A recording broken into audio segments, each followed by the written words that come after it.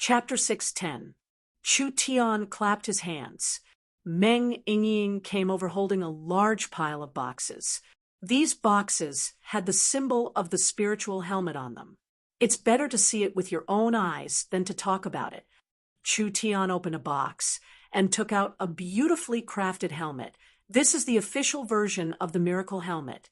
Our miracle city has stockpiled several 100,000 of them, and we are prepared to auction them off to various parts of the continent after the summit. Everyone can try out its functions first. Miracle City had never released an official spiritual helmet before. The emperors participating in the summit today also used a simplified version, so they could only enter the main hall and couldn't go anywhere else.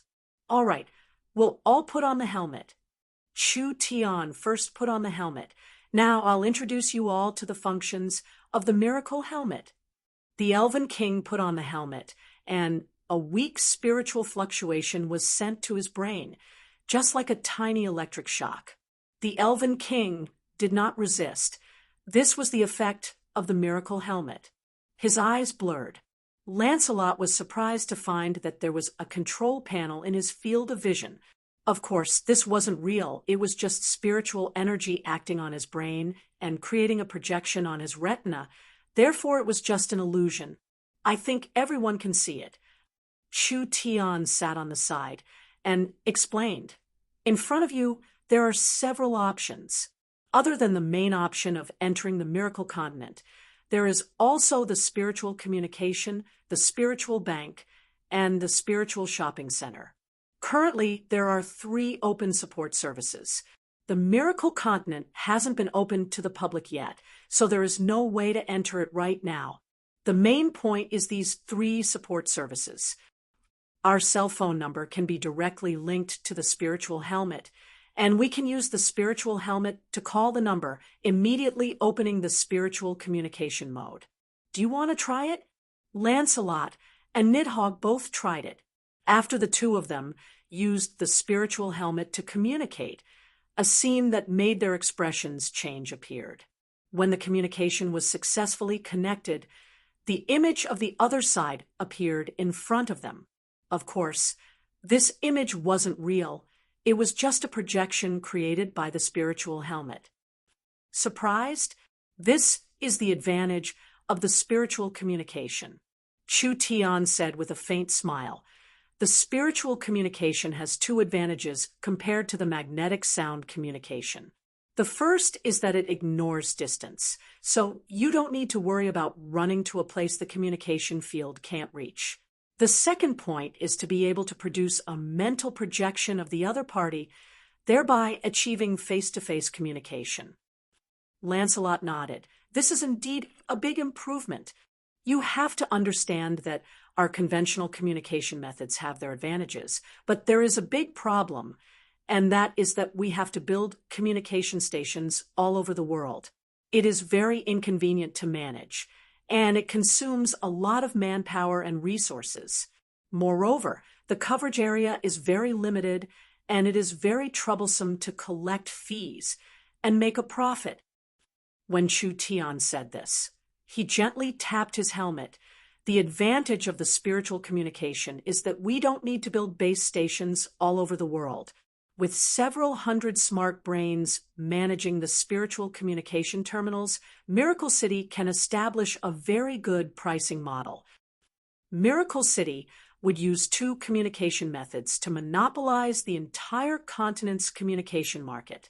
Mental communication was expensive, and it was mainly targeted at high-end people.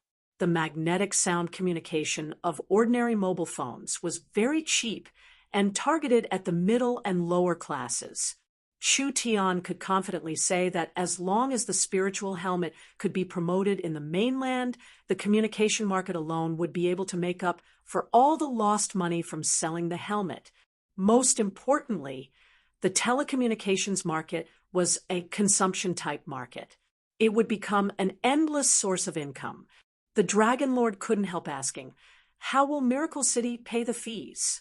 Good question. Chu Tian gently snapped his fingers. Do you see the personal bank option under the communication option?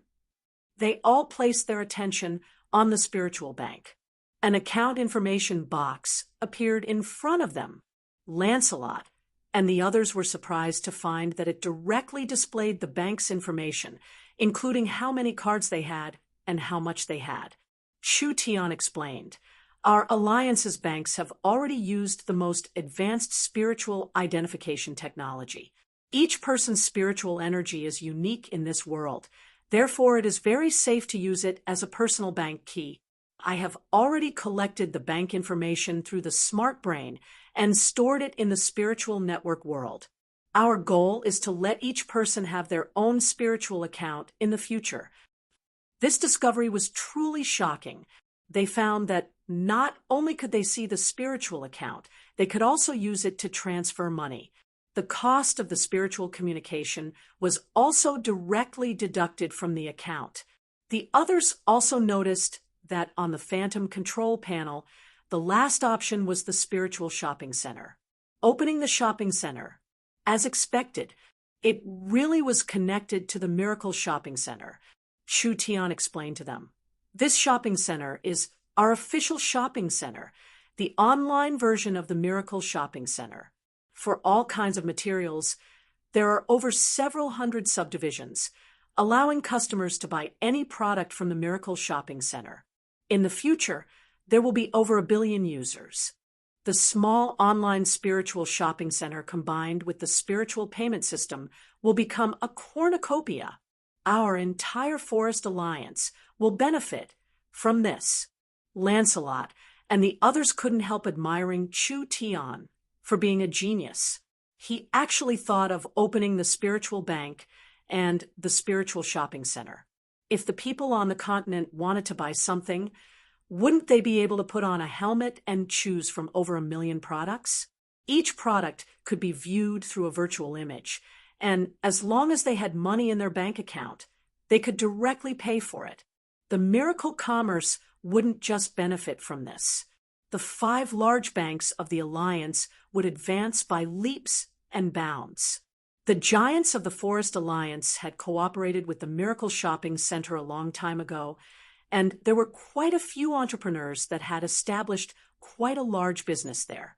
In the future, the Miracle Shopping Center would move to the Miracle Spiritual Helmet. Then the giants of the forest would have a head start advantage. Chu Tian promised on the spot that the Miracle Spiritual Helmet would be bound to the 6 large banks.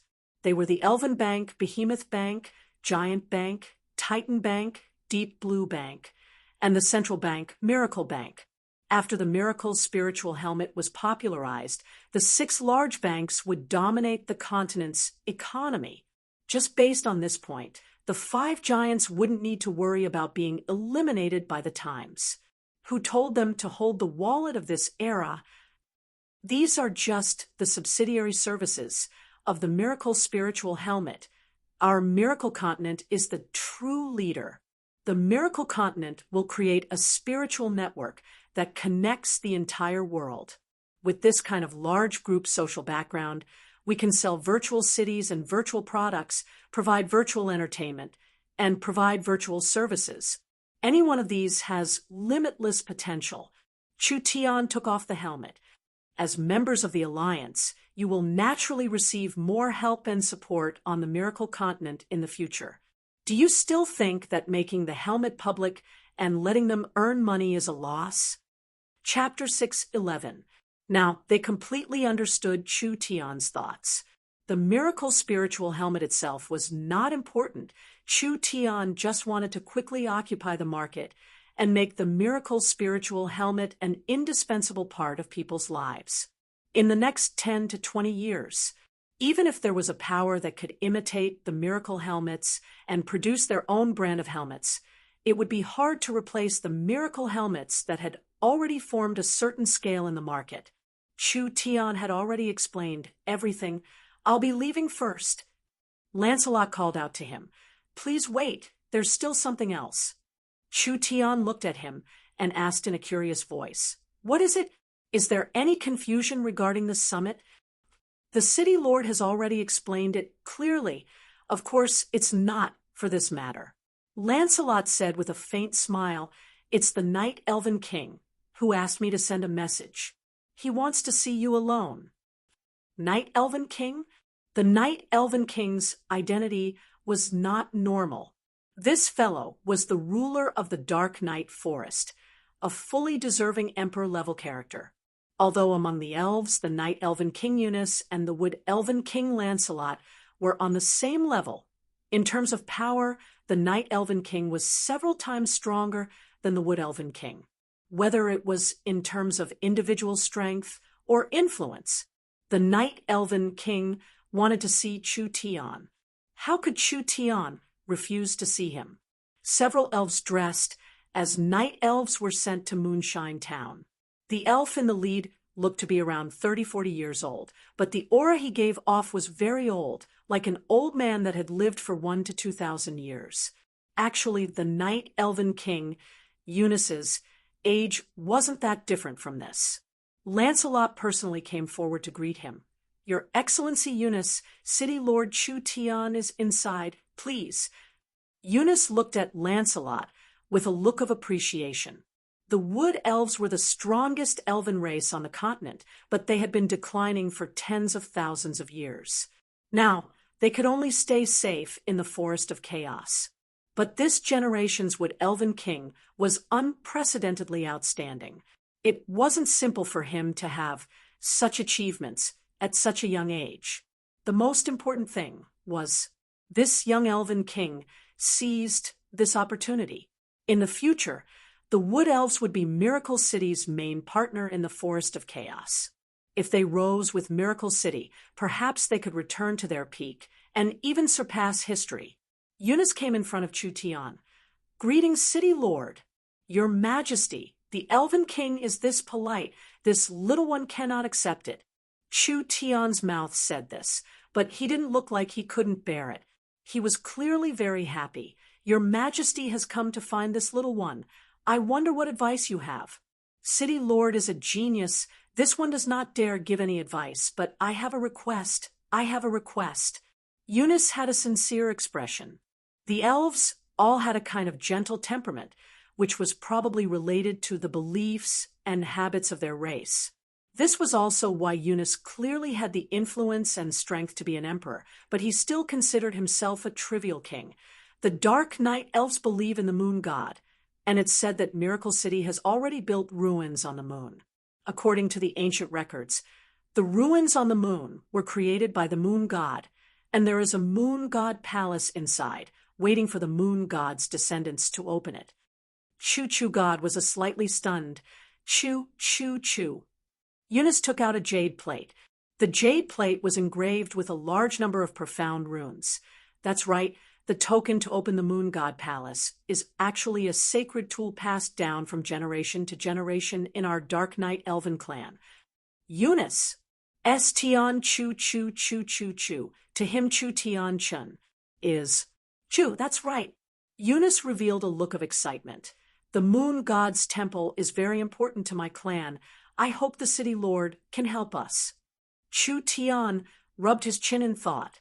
Sending them to the moon wasn't hard at all. Chu Tian could casually open a transport array and go up in a few minutes. The problem now was that if the Dark Night Elves occupied the moon, wouldn't they be a hindrance to Miracle City's development? Other than that, Chu Tian was also very interested in the moon's ruins. He didn't plan on giving it to others to develop. Eunice saw Chu Tian's hesitation and immediately added, if the City Lord agrees to this matter, the Dark Night Elves will forever support Miracle City and become Miracle City's firm allies. This was not a bad condition. Miracle City lacked peak-level allies on the continent. The Dark Night Forest's influence was enough to fight an empire. If they could obtain the support of the Dark Night Forest, Miracle City wouldn't have to be so careful in the future. Chu Tian said to Eunice, I can send you to the moon, and I can give the moon god's temple to you, but I have a condition. During the exploration of the moon god's temple, I want to bring my people with you. Eunice understood what Chu Tian was thinking. This was nothing more than trying to gain some benefits from inside. But since Chu Tian agreed to give the moon god's temple to the dark night elves, how could Eunice not be satisfied? As for the benefits inside, the Dark Night Forest was an empire-level power with tens of thousands of years of history, so they didn't place it in their eyes. Eunice was very happy. First, I thanked the city lord. Chu Tian nodded. Ying, bring the Dark Night Elven Majesty and use the transport tower to go to the moon's base. Have the Dark Night Elven friends search for the entrance to the moon god's temple. Eunice never thought that Chu Tian would be this straightforward, actually directly sending them up. He couldn't help feeling grateful to Chu Tian. Chu Tian secretly rolled his eyes. Father has searched for this long and still hasn't found a way to enter the center of the moon. Otherwise, who would need you? After sending off Eunice, Chu Tian returned to Miracle City. The several rulers had finished participating in the Miracle Summit and were now preparing to return to their territories. Chu Tian learned some details from Meng Qingwu. These empire-level powers were secretly trying to rope in the surrounding powers of Miracle City. There was no need to mention the Dark Night Forest. They had a close relationship with the Eternal Forest. The other powers were all colluding with each other. For example, the Dragon Territory and the Dragon's Ridge were very close. For example, the Wild Beast Empire and the Savage Highlands were very close.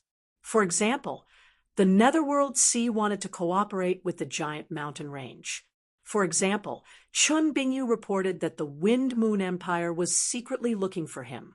For example, the Heaven Burning Empire specially went to West Sea City to ally with Bo Sha. These large characters took advantage of the fact that Chu Tian wasn't paying attention to spend a lot of money in the Forest of Chaos, wantonly buying cities that hadn't joined the Forest Alliance yet. This was because they knew that if they joined the Forest Alliance, the cities would be monitored by smart brains, and they wouldn't be able to do anything. So they thought of ways to pick cities that hadn't joined, and then take these cities to join, increasing their position in the alliance. How could these painstaking actions be hidden from the young Miss eyes? But regarding these actions, Chu Tian turned a blind eye, too lazy to say anything. The 6 giants were all smart people. They knew their limits. As long as it didn't harm the alliance, it didn't matter if they took some benefits from each other. Chu Tian didn't care about these messy matters. This was because there was an important matter waiting for Chu Tian to complete, which was to prepare for his wedding with Meng Ying. Chu Tian didn't feel assured finding anyone to do this matter, so he had to personally arrange it and let the young miss be his assistant. According to the agreement, this wedding would be held in West Sea City, but Chu Tian wanted to give Meng Ying the most luxurious wedding in history. Of course, he couldn't just do it half-heartedly. Chu Tian directly decided that the Miracle Continent's open beta would be held on the same day as Meng Ying's wedding. Chu Tian didn't just want the Miracle Continent to commemorate this wedding, he also wanted all the large characters from the continent to come and give their blessings to Meng Ying. Chu Tian said to Meng Qingwu, "How long do we need to prepare? According to your plan, it won't be enough without 3-4 months." "What? 3-4 months?" Chu Tian shook his head and said, "At most a month, no more. You don't want Meng Ying to wait forever, right?" The young miss was helpless about this.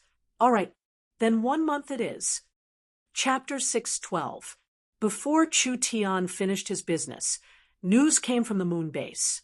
Eunice and the Dark Night Elven Elders had found the moon god's palace, which made Chu Tian very surprised. But since they had found it, how could there be a reason to ignore it? Chu Tian directly brought the 4 giants of the Forest Alliance and City Lord Bo Sha, the 5 strongest Heaven Domain experts of the Alliance, to the moon base. Chu Tian had just arrived at the moon base when the little fox excitedly came over, climbing onto Chu Tian's shoulder in 2 or 3 steps. He hadn't brought the little fox with him these days, so the little fox spent most of its time on the moon base. On one hand, it could protect the moon base from being destroyed, while on the other hand, the little fox was swallowing the moon monsters, allowing its strength to increase by leaps and bounds.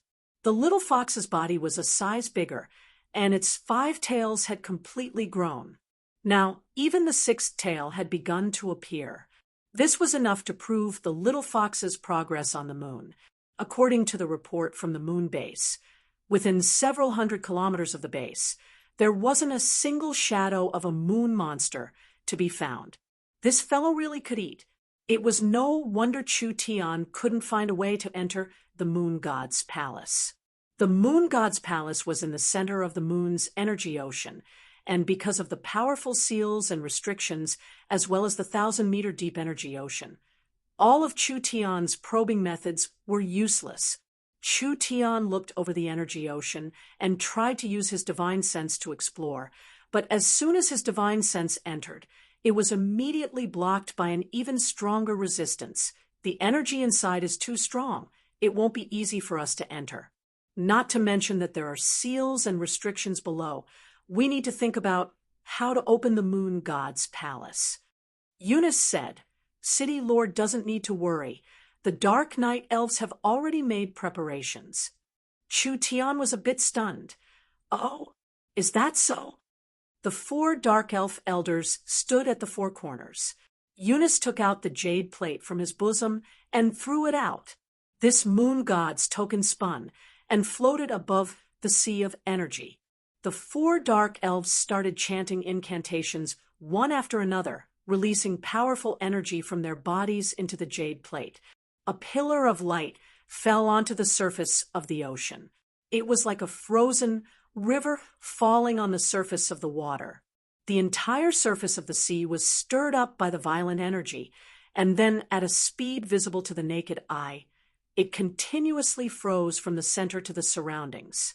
When it was completely frozen, Chu Tian was shocked. It had actually turned into a large chain of palaces. That's right, the originally liquid energy ocean, upon being bombarded by the power, violently surged and then solidified in the air, turning into palaces. Each of the palaces looked crystal clear, like exquisite and beautiful jade carvings. Every detail was perfect. They did not look like they had been formed in an instant. Instead, they looked like they had been slowly carved out of a huge piece of jade over hundreds of years. There was not a single flaw or mistake. Chu Tian rubbed his chin. "This is getting interesting." Eunice said to Chu Tian, "Master of the city, let's go down." The group arrived at the central palace. The interior of the main palace was just as intricate. Every item was lifelike and presented in the form of jade carvings. Whether it was the furnishings or the decorations of the palace pillars, they were all integrated with the entire palace. There was an ancient aura everywhere. This palace was the moon god's palace. The Dark Night Elves could send their most outstanding people to the moon god's palace to cultivate and comprehend. This palace was filled with the moon god's aura, allowing them to cultivate twice as fast with half the effort. What Eunice really wanted was not as simple as a cultivation, holy land. What he wanted was the moon god's ancient inheritance. In the moon god's palace's main altar, there was a passage to the moon's core. The place where the moon god fell was one of the most important treasures of this world. Chu Tian had long wanted to dig it out, but he didn't have a way. With the help of the Dark Night Elves Eunice and the others, this matter became much simpler. This is the moon god's ruins. Everyone followed the secret path of the sacrificial altar and arrived at the deeper region of the moon.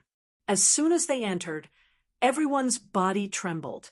This was because this was an incomparably huge and spacious space. It was filled with unbelievable spiritual energy, and the ground was filled with precious crystals that had been condensed for hundreds of thousands of years. All kinds of precious herbs that grew in this environment were almost all immortal grade. This many immortal herbs. Most of them were level 4 immortal herbs. This was an unimaginable temptation to Heaven Domain experts, whether it was the Elven King, the Dragon Lord, Thunder's Fury, Burst Claw, or Bo Shah. These Heaven Domain experts that weren't weak had never seen such an enticing scene before. If they brought back a few of the herbs here, they would be good things that Heaven Domain experts would fight over. These herbs grew in this kind of environment. They already had a divine nature. The night elves were also very excited and overjoyed. However, compared to the various immortal medicines in front of them, they were even more excited about the huge white pillars standing in this space. At first glance, they thought they were naturally formed crystal pillars, but they were actually formed from God's bones. Not only were these top quality materials, they were also the most important inheritance. There were divine runes on the surface of each giant pillar, which were actually ancient cultivation techniques and secret techniques. They were the most important treasures left behind by the moon god's descendants. What are you standing there for? Chu Tian. And the little fox couldn't help already. Let's quickly go take a look. Chu Tian had just taken a few steps when he suddenly felt a strong sense of danger. There was a beam of energy coming from the moon god's ruins, and Chu Tian was shocked. He quickly jumped through space and instantly went back. What is this damn thing? Everyone felt the ground tremble. 6 giants covered in divine light came out of the moon god's ruins. Each giant was over 10 meters tall, and it was impossible to see their faces, but from the powerful energy fluctuations they released, they weren't fellows that were easy to deal with. Eunice knit his brows. These are the divine guards left behind by the moon god's ruins to protect the moon god's ruins from being stolen by outsiders. These giants are all above the 7th heaven domain layer. 7th heaven domain layer? They were already peak experts on this continent. The most terrifying thing was that these giants were formed from the moon god's divine sense, so they were immortal in this space. Even if they suffered any damage, they could instantly recover. It was impossible to estimate their numbers, but it wouldn't be small. With these fellows guarding this place, who could take the treasures? What are you waiting for? Quickly stop them. Eunice said in an awkward voice, Sorry, the Dark Knight elves only passed down the method to open the ruins. As for how to stop the divine guards, it has already been lost over the years, so even we don't know. Fuck. Why didn't you say this earlier? Chu Tian simply wanted to spit out vulgarities. The 6 giants had already charged in front of them, and each one had a powerful aura. The moonlight condensed into a giant sword and spear, attacking them with a shocking might. Chapter 6:13. The moon god guards were very strong, but it was a good thing that other than Chu Tian, the other people here weren't weak. At least they weren't below the moon god guards.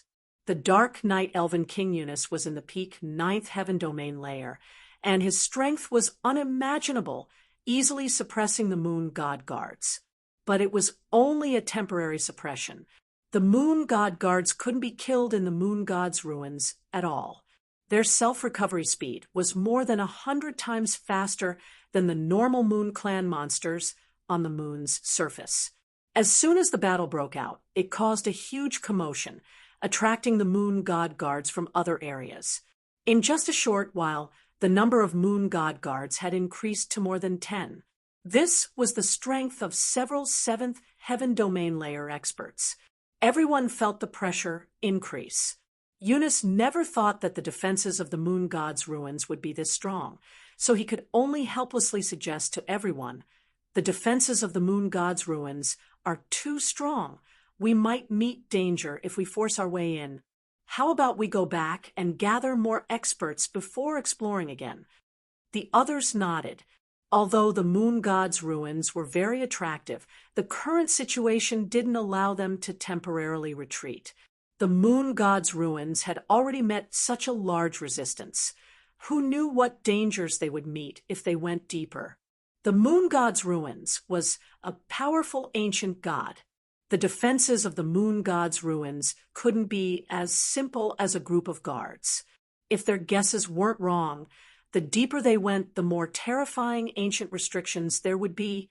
If they were chased by the moon god guards, they would need to be on guard against the traps left by the ancient gods. Even with Eunice's strength, they would still fall into a dangerous situation. Eunice and the others all expressed their desire to retreat.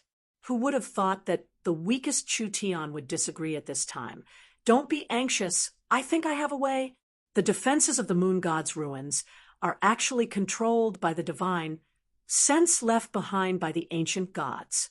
Therefore, as long as we can disperse the divine sense of the ancient gods, the defenses of the moon god's ruins will collapse.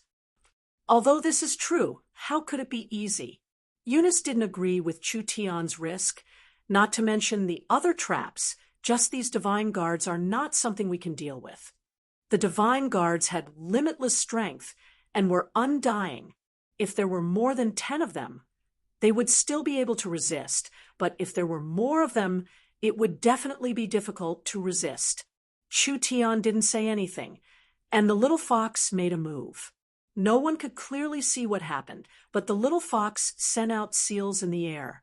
These seals were like meteors that hit the moon god's guard, and a shocking scene appeared.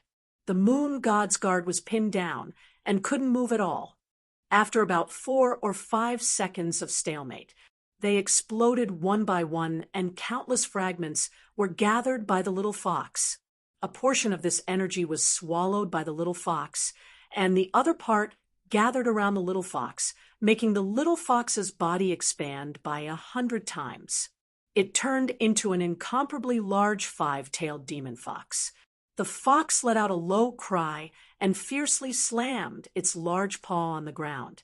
The spot where the paw landed left a dazzling light. The light rapidly spread in all directions and interweaved into an incomparably enormous formation. The divine guards, who could have instantly regenerated, were affected by the formation, and their regenerating speed was greatly reduced. Everyone was shocked. This fox suppressed the power of God. There's nothing strange about this. Chu-Tian had guessed that the little fox could suppress these divine guards, but he never thought that the little fox would do it so beautifully. This fellow's ancestor is the great, desolate, 9-tailed demonic god, capturing heavenly dragons and undying birds as food. Its strength is not inferior to the moon god's. Although it hasn't matured yet, it can suppress the guards refined from the moon god's remnant consciousness. I think it's more than enough. The Dark Night Elves and the experts of the Alliance never thought this. Chu-Tian's pet had such a big background. With the fox's help, perhaps they could succeed.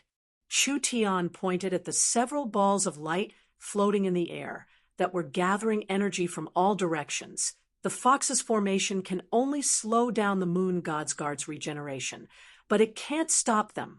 We need to leave a few people here to continuously scatter the energy gathered. Eunice said to the 2 elven elders, "I ask the 2 of you to stay." The 2 elven elders nodded. Yes. Chu-Tian gave the little fox a look, and the little fox reached out with its claws to grab Chu-Tian. It wasn't known if it was intentional, but it actually placed Chu-Tian on its shoulder. Normally, it was the fox that lay on Chu-Tian's shoulder. They never thought that there would be a day when Chu-Tian would stand on the fox's shoulder. "Everyone, follow me." Chu-Tian released his divine sense. They hadn't gone far. "There is a restriction in front of us, the method to break. It is like this." Chu-Tian was the weakest among them, and now even the little fox was stronger than him. But Chu-Tian's abilities and knowledge were incomparable. When he worked together with the little fox and Eunice and the others, even the restriction in the moon god's ruins couldn't trap him. This group of people passed through more and more restrictions, encountering quite a few moon god's guards along the way. Every time, they were attacked by the moon god's guards. The little fox would gather them together and suppress them in one fell swoop. At this time, there would be 1 or 2 people in the group to stop the energy from gathering. As they continued to explore the ruins, there were fewer and fewer people by Chu-Tian's side. Finally, there was only Chu-Tian, Eunice, and Lancelot left. They were already close to the center of the moon god's ruins. Chu Tian found that in the center of the ruins, there was a rainbow-colored crystal that was releasing a strong divine sense fluctuation. The moon god's divine sense. Divine. Sense was a kind of thing that didn't have a shape or state. It was illusory, but it truly existed. What people never thought was that the moon god's divine sense would condense into a crystal and exist in a solid form. This giant crystal was controlling the entire moon god's ruins and the entire moon. Dong, dong, dong. Over 20 moon guards appeared from all directions. The fox directly swallowed them all at once and slammed its claws on the ground, using the demonic beast's array to suppress them. "Let me deal with the moon gods, Will," Chu Tian said to the two elven kings. "I'll leave these annoying guards to you." Eunice was a bit stunned. Although the great moon god has fallen, the ancient god's will is immortal. This tens of thousands of evolutions has already formed an independent consciousness and a new existence. Its strength is something you can't imagine. It's too dangerous for you to do this. Ha! Ha! Ha! How can there be a harvest without taking risks? Chu Tian charged at the moon god's divine sense crystal. Chu Tian had been in the true spirit realm for a long time. This was a very precious and suitable opportunity to break through. Chapter 614. The moon god had already fallen, but for a being as strong as the moon god, its consciousness and soul had already been separated. Even if its soul was completely destroyed, the consciousness attached to its body could still be preserved. After several tens of thousands of years of evolution, it would finally form an independent consciousness. Now, the divine sense crystal in front of him. It was this kind of thing. Before Chu Tian even got close, the divine sense crystal could already feel Chu Tian's thoughts. This mortal actually wanted to swallow it. This made the spiritual god's consciousness very angry. Although the consciousness was reflected in the way of thinking and had nothing to do with the moon god of the past, the consciousness still carried part of the moon god's memories, and the high and mighty pride of the moon god still remained. How could he tolerate a mere mortal coveting him? Kill him! Kill him! When Chu Tian was still 100 feet away, he suddenly felt a wave of divine sense surging towards him. This energy was like an endless ocean, instantly covering his body. Like a raging wave hitting the shore, an angry wave soared into the sky. In front of Chu Tian's vision domain divine sense, it was as small as a leaf. You're just a trivial ancient god's remnant consciousness. What is there to be proud of? Chu Tian's source spirit soared into the sky, and his eyes turned golden, representing his divine sense. In terms of total divine sense, Chu Tian was like a small boat floating in the ocean. The ocean was giant. The boat was small. However, no matter how strong the ocean was, the boat still moved forward and was not swallowed. Although it was inferior in terms of quantity, its quality far surpassed it. Chu Tian's technique was something this consciousness could not grasp. No matter how strong the consciousness released, Chu Tian could always skillfully dodge and dissolve it. 100 feet, 100 feet, 100 feet, 200 feet. The ocean in front of Chu Tian was becoming more and more turbulent, and he could feel the resistance becoming stronger. This kind of battle could not be seen with the naked eye, and there was no damage to the surrounding environment, but this battle was more dangerous than any attack. Once Chu Tian's divine sense boat was submerged in the consciousness's divine sense sea, Chu Tian's divine sense would be instantly shattered. If it was light, his divine sense would be destroyed, and he would never be able to use his divine sense again. Moreover, his soul would be damaged, and he would die on the spot. He would even be controlled by the consciousness and become a puppet of the other side. Very risky. Chu Tian was very clear on what he was doing, but compared to the large benefits, he felt that this risk was worth it. This little bit of ability can't stop me. Chu Tian's eyes released a golden glow, and the entire nine-eyed demon god source spirit seemed to be covered in a golden glow. The divine sense bow also released a dazzling golden glow, and its power increased by several times. It was like a sharp sword breaking through the waves as it pierced through the sea. Finally, he arrived in front of the divine sense crystal. Chu Tian felt that his divine sense was being consumed very quickly, but at the same time, Chu Tian was clearly aware that the real battle had just begun. His body suddenly ignited, and blue and white flames continued to pour out, instantly covering his surroundings. At the same time, the divine sense crystal was being refined by it. Like this, Chu Tian was directly in contact with the consciousness.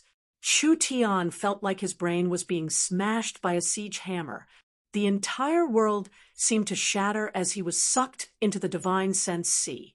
Chu Tian stood on a small golden boat and was surrounded by the silver ocean. The silver ocean waves slammed against the golden boat. Although the golden boat looked very ordinary, no matter how the waves crashed against it, it was still intact and continued to float on the endless silver ocean. At this time, the silver ocean began to change. An incomparably large whirlpool appeared in the center of the silver ocean. From nothing, from small to large, it covered most of the ocean in a short period of time. A strong suction force tried to tear the golden boat to pieces. Chu Tian did not panic and nimbly controlled the small boat to hover around the edge of the whirlpool. No matter how strong the whirlpool was, it could not suck the small boat in. But during this process, the silver ocean quickly shrank. The silver ocean water was gathered in one place by the whirlpool and was finally compressed to a high density. The entire ocean dried up, but where the ocean disappeared, a silver giant slowly stood up.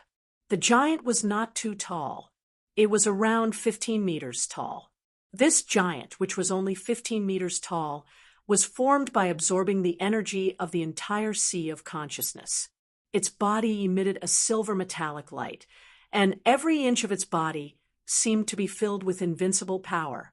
Its entire body was covered in a dazzling light, as if the ancient moon god in the legends had been resurrected. Oh, damn it! Chu Tian had never thought that the consciousness form would have such a trick up its sleeve. The main reason why it was unable to destroy Chu Tian's divine sense was that the consciousness form's power was too scattered. It didn't know how to concentrate all of its energy, so even though it had a great momentum, it was just a facade. But now, the situation was completely different. The consciousness body's power was condensed in an unbelievable way. The silver giant raised his hands high up, and an incomparably huge silver sword was taking shape bit by bit. The sword was completely made of light, and it was engraved with runes that could destroy divine sense. The silver giant held the sword with both hands and furiously chopped down. The silver sword light could illuminate heaven and earth. It was like a 10,000-meter wave was released. Chu Tian's expression immediately became ugly. This attack could not be avoided. The golden boat began to change and instantly turned into a golden shield in front of him. The silver wave-like sword light heavily hit the golden shield, causing it to cave in and a part of it to completely shatter. No way! The power of the two was not on the same level. Chu Tian felt that his divine sense had been heavily damaged. For the consciousness body, this attack just now was just a casual attack. This consciousness body's endurance was far stronger than Chu Tian had imagined, so it was impossible to win in a head-on clash. The silver giant raised its sword again. A storm gathered on the blade. Chu Tian knew that if the next sword was used, its power would probably be twice as strong as before. Chu Tian's divine sense shield would be completely torn to pieces.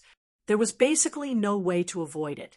If he lost the protection of the divine sense shield, Chu Tian's consciousness would definitely be destroyed by the moonlight sword.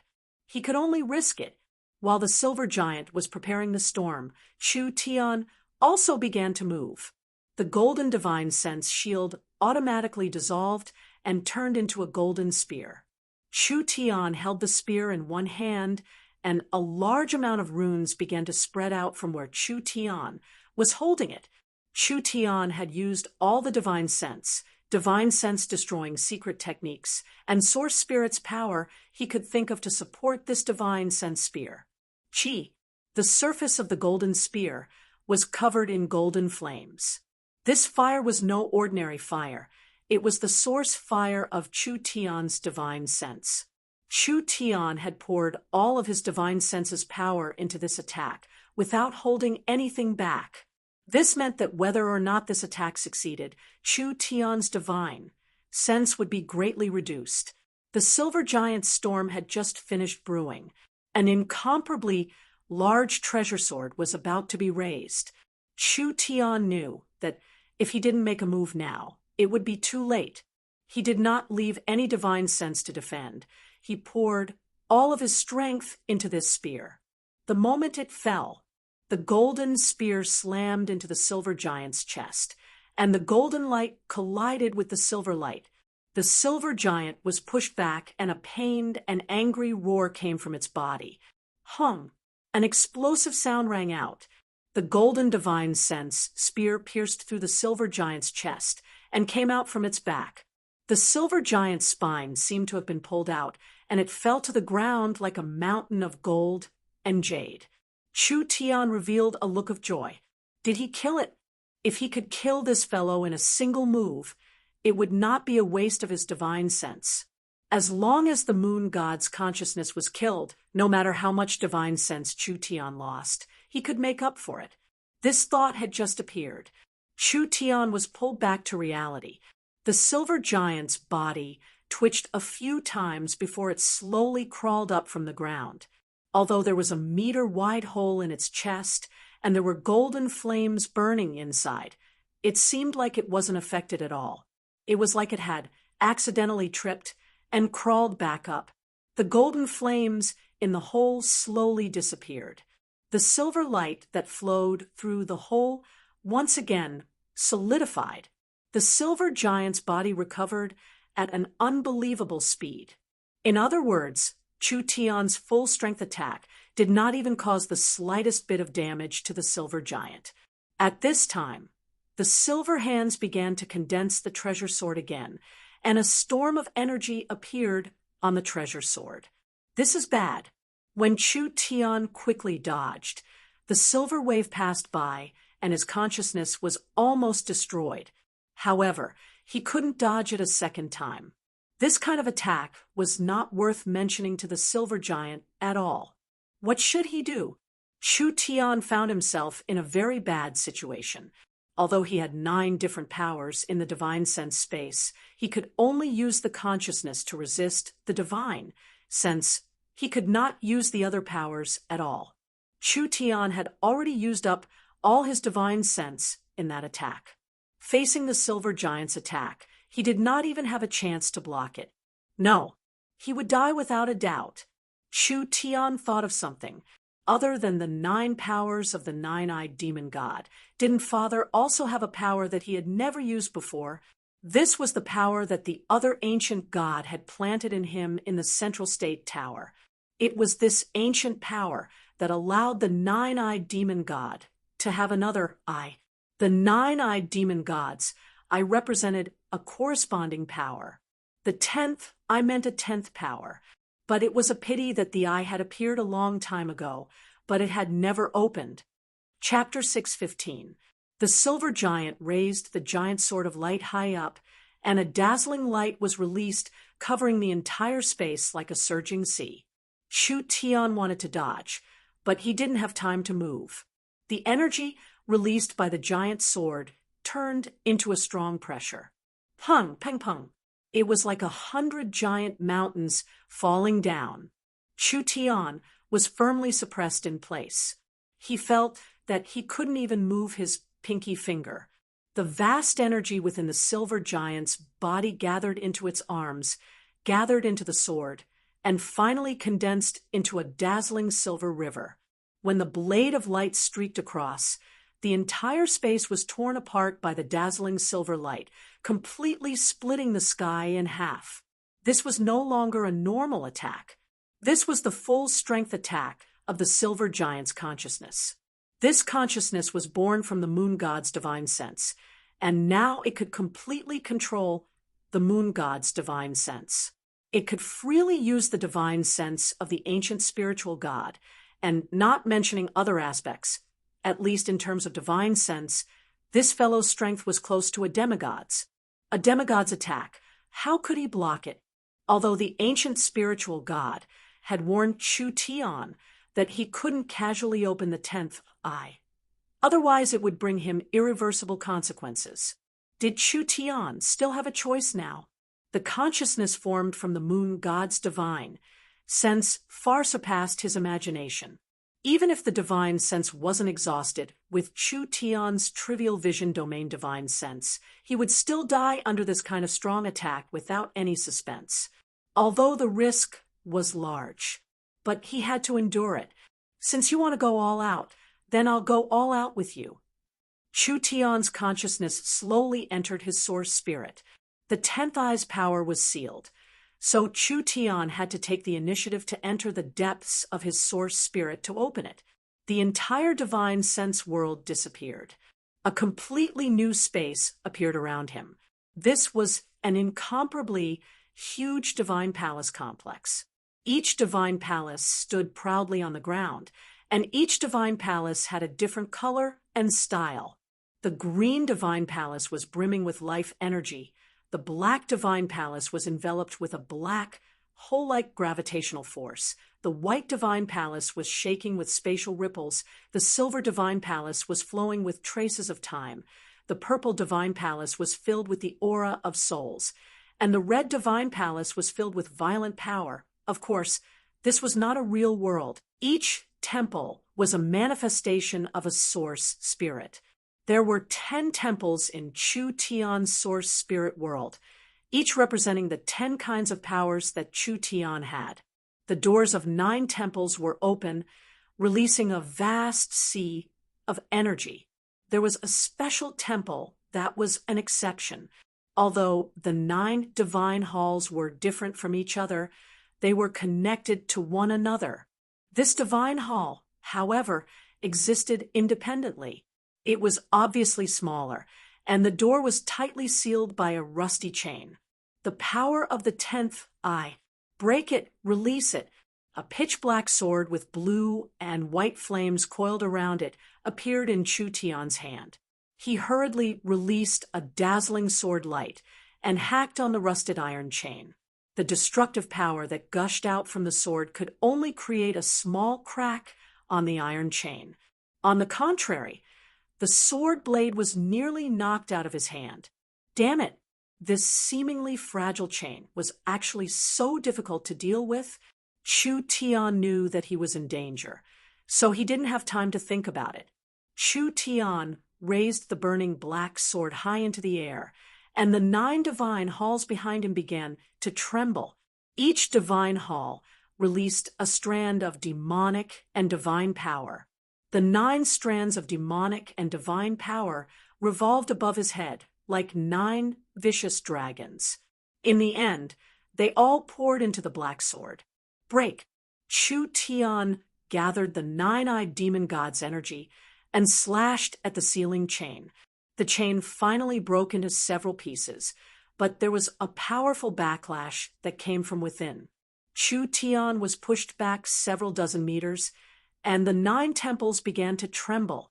If it wasn't for the fact that Chu Tian's source spirit was strong, just this backlash would have caused a normal god-level source spirit to collapse. Open for me. Chu Tian knew that since he had already done it, there was no reason for him to regret it. Chu Tian quickly charged in front of the temple, and his hands pressed against the thick and heavy palace door. A deep roar came from his mouth, and a crack appeared in front of him. It was just a crack, but the energy that came from inside was like thousands of steel needles that fell onto Chu Tian's body. Too terrifying, too strong. Chu Tian was sent flying back 100 meters. It was like an earthquake had occurred in the entire source spirit world. Hundreds and thousands of cracks appeared in the ground, covering the entire source spirit world. Chu Tian felt his soul being severely shaken. This bit of power that leaked out was enough to scatter his soul. The 9 temples released light at the same time. In the end, it was barely able to stop the cracks from spreading, finally preventing his source spirit from collapsing. Chu Tian's little life was barely saved, but his soul was heavily injured. It would be a hidden danger in his future cultivation and battles. This was the price he had to pay to forcefully open the 10th door. Even if he had to pay such a heavy price, Chu Tian had only opened a crack in the door. Chu Tian left the source spirit world and returned to the divine sense world. The process of opening the door seemed to take a long time, but in fact, it only lasted for a short moment. The silver giant had just swept the giant sword in front of him, and what it held in its hand was no longer a sword, but a majestic galaxy. This was an earth-shattering divine sense / perhaps even an emperor-level character would find it hard to block it. When Chu Tian was about to turn to ashes, one of the eyes in the middle of the 9-eyed demon god source spirit that had always been closed suddenly opened a crack. Chu Tian's eyes seemed to disappear, leaving behind a transparent color. This kind of emptiness was not empty, rather this kind of emptiness was everything, encompassing the heaven and earth, seeing through all beings. This giant sword releasing a silver glow stopped in front of Chu Tian.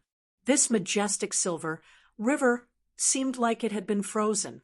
Although the silver river was still majestic, it no longer had the ability to flow.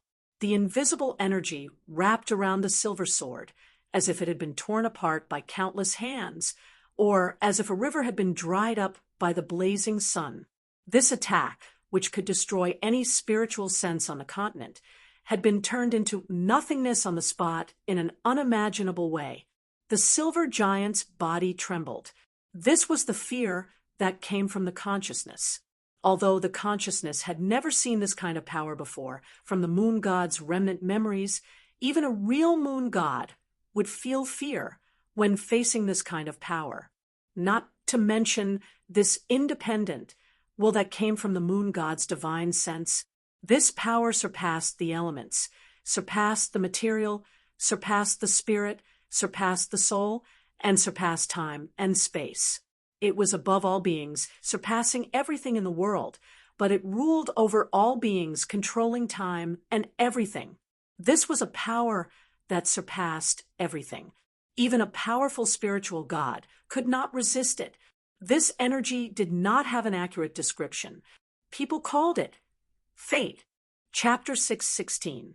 The power of fate had no attributes, no physical body, no rules, and was very difficult to detect. This theory sounded very mysterious, but it actually existed. Not only did it exist, but it was also everywhere. Everything in the world, whether it was living or inanimate, whether it was a powerful deity or a tiny speck of dust, it was fate that caused everything to change. Fate was the only power that couldn't be understood or resisted. Some people thought that they could overcome fate, but it was actually just a form of self-consolation. And even this self-consolation was the result of fate itself. No matter how powerful one was, no matter how high one's cultivation was, fate was something that couldn't be broken. Chu Tian released his power of fate. Of course, Chu Tian's power of fate was very weak. The power of fate that flowed in this world was like an ocean, while the power of fate that Chu Tian currently possessed was like a grain of sand in that ocean. Although Chu Tian's power of fate was very weak, it was more than enough to change the fate of 1 or 2 people. This attack, Chu Tian's soul should have been destroyed. In a situation where Chu Tian had no way to resist, he released his destiny power at this critical moment. The destiny power's effect was not like other energies that could resist the silver giant. If it was just a direct confrontation, it would be too low class. Fate didn't care about resisting anything. Fate directly changed the course of events. Chu Tian's soul should have been destroyed, but it wasn't. The silver giant's attack shouldn't have been blocked, but it was blocked and disappeared. There was no principle. There was no rule. Fate took drastic measures to remove the firewood from under the pot. It forcefully changed the result. Just like when two people were debating whether 1 + 1 = 2 or not, someone called fate jumped out and changed the question to 1 - 1. This was how heaven-defying the power of fate was. This was how powerful the power of fate was. It could ignore all existing laws and existences, directly changing and erasing them from the source. If someone could truly control the power of fate, there was nothing in this world that couldn't be changed. There was no one in this world that couldn't be killed. All laws and laws were nothing but jokes in front of them. They could be created with a flip of their hand and destroyed with a flip of their hand. This kind of existence was a true God. The seed of destiny power had already sprouted in Chu Tian's body. However, it wasn't very powerful at the moment, and the amount of power that Chu Tian could use was even less. After barely dealing with the silver giant's earth-shattering attack, Chu Tian's destiny power was almost completely exhausted. Die! Chu Tian gathered all the energy that was involved, and like a needle, he stabbed it into the core of the consciousness body. Chu Tian directly erased the most fundamental part of the consciousness body. The consciousness body could not resist this attack at all, and it let out a hysterical cry. The divine sense crystal in the moon god ruins exploded. The entire silver giant exploded. Countless condensed spiritual consciousnesses once again turned into a raging ocean, instantly submerging Chu Tian within it. Chu Tian's eyes returned to normal. Although there didn't seem to be any external injuries, the injury this time was more serious than any other time. Although the power of destiny was very powerful, the backlash it caused was also very shocking. Chu Tian's soul and mind were already riddled with holes. Fortunately, Chu Tian's target was the consciousness body. The divine sense crystal in the moon god's ruins was slowly being refined by the flames, turning into strands of energy that were absorbed by Chu Tian. Because his soul had just been injured, there was still time to repair it. Divine sense, a large amount of divine sense, and the moon god's source divine sense all rushed over. This divine sense was several hundred to 1,000 times stronger than the one he encountered in the death ice field. Chu Tian was like a giant sponge holding onto the divine sense crystal, letting the divine sense crystal melt and seep into his body. Chu Tian's cultivation began to wildly increase. This body that had been modified by the demon god had a perfect foundation, and now he had swallowed the moon god's power. Chu Tian's cultivation broke through to the 9th true spirit layer without any suspense. A vast energy filled the entire moon god's ruins. The moon god guards that were desperately trying to revive suddenly felt like light bulbs that had been turned off. The intense tremors spread from the moon god ruins to the entire moon, and all of the moon race creatures seemed to be frozen in place. This was because the will that was affecting them had already disappeared. The attacks of these moon race monsters were greatly reduced. When the moon finished shaking, a powerful aura was released. There was a mist-like energy that passed through the surface of the moon, instantly covering a large area. What is that? Quickly look. The people of the continent looked up. There was a 9-eyed demon god's shadow in the sky. The 9 eyes were like high-up gods, coldly looking down at the lowly life forms on the ground. Big Brother Chu Tian has broken through, Vivian excitedly said in Miracle City. But isn't he making too much noise, letting the entire continent see him? Nangongyun laughed. Our boss is just this willful. Meng Qingwu and Meng Yingying both revealed looks of joy. the more exaggerated this phenomenon was, the harder it was to break through and the greater the harvest. Chu Tian had gone from the true spirit realm to the heaven domain realm. He had gone from being one of the top experts on the continent to being one of the strongest experts on the continent. This was a qualitative leap. This was a giant breakthrough. Actually, Chu Tian was in charge of all of Miracle Commerce's resources. Even if there were no fortuitous encounters with the resources accumulated by the company, he would still reach the heaven domain realm in half a year.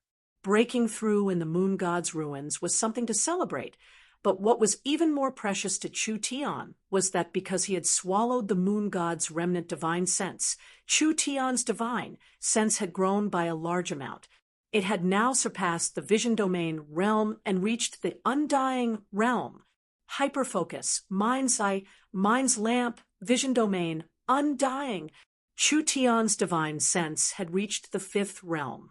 Not to mention this era, even in the ancient era, it was very rare. There were some demons and gods that only had undying divine sense. When a being's divine sense reached the undying realm, this being's body and spirit would have a fundamental change. In other words, Chu Tian's dependence on his body had decreased by a large amount. Even if his body suffered a fatal injury, Chu Tian's soul wouldn't immediately dissipate. Even if his head was heavily injured, Chu Tian's ability to think wouldn't be interrupted. This was the benefit of the undying divine sense. Chu Tian gradually broke free of his body's bindings. He was a being that transcended ordinary living beings. Even if his soul left his body, he could still exist for a long time. Now that his head was gone, he could still think. His divine sense wouldn't scatter, and his soul wouldn't be extinguished. To other beings, this was simply unimaginable. Chapter 6:17. Chu Tian gradually restrained his aura and woke up. When he opened his eyes, there was a 9-colored glow in his eyes. Eunice, Lancelot, and the others that participated in the exploration of the moon god's ruins were all gathered beside Chu Tian. They all had different expressions, but the only thing they had in common was shock and admiration. Could they not be shocked? They were all heaven domain experts, and their cultivations weren't low. Who among them could create a heaven-shaking momentum like Chu Tian when they broke through to the heaven domain realm? Not to mention them, even in history, they had never heard of a precedent like this. Could they not be filled with admiration? Chu Tian had directly fought against the core consciousness of the moon in the moon god's ruins. This consciousness was formed from the moon god's divine sense and remnant soul fragments. Spiritual gods were immortal existences, and they had never heard of any power that could kill a spiritual god. This consciousness could be considered a demigod existence, but it was actually personally killed by Chu Tian. Everyone looked at the 9-colored light, and they couldn't help trembling. It was like being stared at by a demon god. They couldn't help feeling awe and shock. Chu Tian immediately restrained the light and returned to normal, even restraining his aura even more than before. Actually, after reaching the heaven domain realm, the 9-eyed demon god's power had truly awakened, and he could now fully display the power of the 9-eyed demon god source spirit. The heaven domain realm and true spirit realm was not just the difference in strength, it was also the difference between high and low. Even a short-lived human could live for 801,000 years once they entered the heaven domain realm. This human's growth speed was too terrifying. Lancelot remembered that when Chu Tian first came to the Forest of Chaos a year ago, he was only an awakened soul cultivator that hadn't even reached the true spirit realm. In less than 2 years, he had actually completed a path that most elves wouldn't be able to complete in 200 years. The continent had another heaven domain expert. The continent had another peak expert. Lancelot said with a faint smile, "Congratulations to the city lord for making a large breakthrough in your cultivation. Thunder's Fury, Burst Claw, Deathwing, and Bo Sha came to congratulate him. If Chu Tian hadn't reached the Heaven Domain realm, no matter how high Chu Tian's status was, the 5 giants would still be biased against him. But now that Chu Tian had reached the Heaven Domain realm, whether it was status or ability, he was on equal footing with them. This time Chu Tian's breakthrough was not just a personal breakthrough. It was also a breakthrough for Miracle City. Chu Tian would establish himself as the highest leader of the Forest of Chaos, and Miracle City would become the core of the Forest of Chaos. Chu Tian nodded. It's all thanks to everyone that I was able to break through this bottleneck. I'll repay everyone when I get back. How is the situation at the Moon God's ruins? Eunice seemed to be very excited. After the City Lord defeated the Divine Sense's parent body, all the Moon God guards are no longer repairing themselves. We can now control the Moon God Palace and excavate the Moon God's ruins treasures. Chu Tian glanced to the side. There was a dim ball of light quietly floating there. The Moon God's parent body had already stopped working, and these powerful Moon God guards had temporarily lost their ability to regenerate, but their source had not been destroyed just because the Moon God's parent body was destroyed. Chu Tian released his divine sense and poured it into the Moon God Guard's source. His divine sense could easily connect to the Moon God Guard without any rejection. With a thought from Chu Tian, the Moon God Guard's source body lit up and wildly absorbed energy from the surroundings, turning into a giant in just a short while. Eunice revealed a look of shock. "This is," Chu Tian said with a faint smile, "Your Majesty, there is no need to be shocked. I've refined the Moon God's parent body, and although I can't control all the Moon's creatures like the Moon God's parent body, I can still reconstruct some life forms and change their movements, making them less aggressive." After the Moon God Guard was regenerated, it stood there like a block of wood, like it didn't see them at all. Chu Tian had this kind of ability. He could control all the Moon's life forms. On the Moon, Chu Tian could be considered an invincible existence. It was a pity he couldn't bring him to the surface. Otherwise, with just the army of the Moon's life forms, Chu Tian could declare an empire. From today on, the Moon God's palace and the Moon God's ruins will be guarded by the Dark Night Elves. I will build a transport tower for the Moon God's palace that will be connected to the Dark Night Forest in the future. Chu Tian already controlled the entire moon. If Chu Tian went back on his word, Eunice couldn't do anything. But Chu Tian didn't do this. The Dark Night Forest was one of the most influential powers on the continent, and Chu Tian didn't want the Alliance to become enemies with the Dark Night Elves for a little benefit. It wasn't worth it. The Moon God's palace was useless to the Alliance. Moon God's ruins? It couldn't be denied that the inheritance, resources, and wealth were shocking, but the Moon Race's inheritance wasn't very useful to the Alliance. As for the shocking amount of wealth, although it was very attractive, with Miracle City's current position, how could they not be able to buy a few immortal herbs? Not to mention that the Moon God's ruins were only guarded by the Dark Night Elves, and the excavations would have to be done with Miracle City's moon base. The Dark Night Elves couldn't eat it alone. Chu Tian killing the main consciousness body was a huge contribution to the opening of the ruins. Since we've come here, we can't leave empty-handed. Chu Tian directed everyone as he said, "Let's first do a simple exploration of the Moon God's ruins." The Dragon Lord and the others wished for this. The Moon God's ruins would be the Dark Night Elves and Miracle City's resource area in the future. The other powers couldn't find a suitable reason to take a share, so it was better to take a few immortal herbs back. It would be enough for them to break through. Everyone split up. They each explored the ruins. Chu Tian's attention was attracted by the fragments on the ground. These fragments were left behind by the Divine Sense crystal. Chu Tian told the little fox to collect the Divine Sense fragments. These fragments didn't have any value to Chu Tian, but they were priceless to others. The Divine Sense crystal was condensed from the Divine Sense source. the divine sense source could be directly absorbed. In other words, each fragment of the divine sense crystal could be used to directly increase one's divine sense. Chu Tian brought the fragments back for the young miss and the others to use.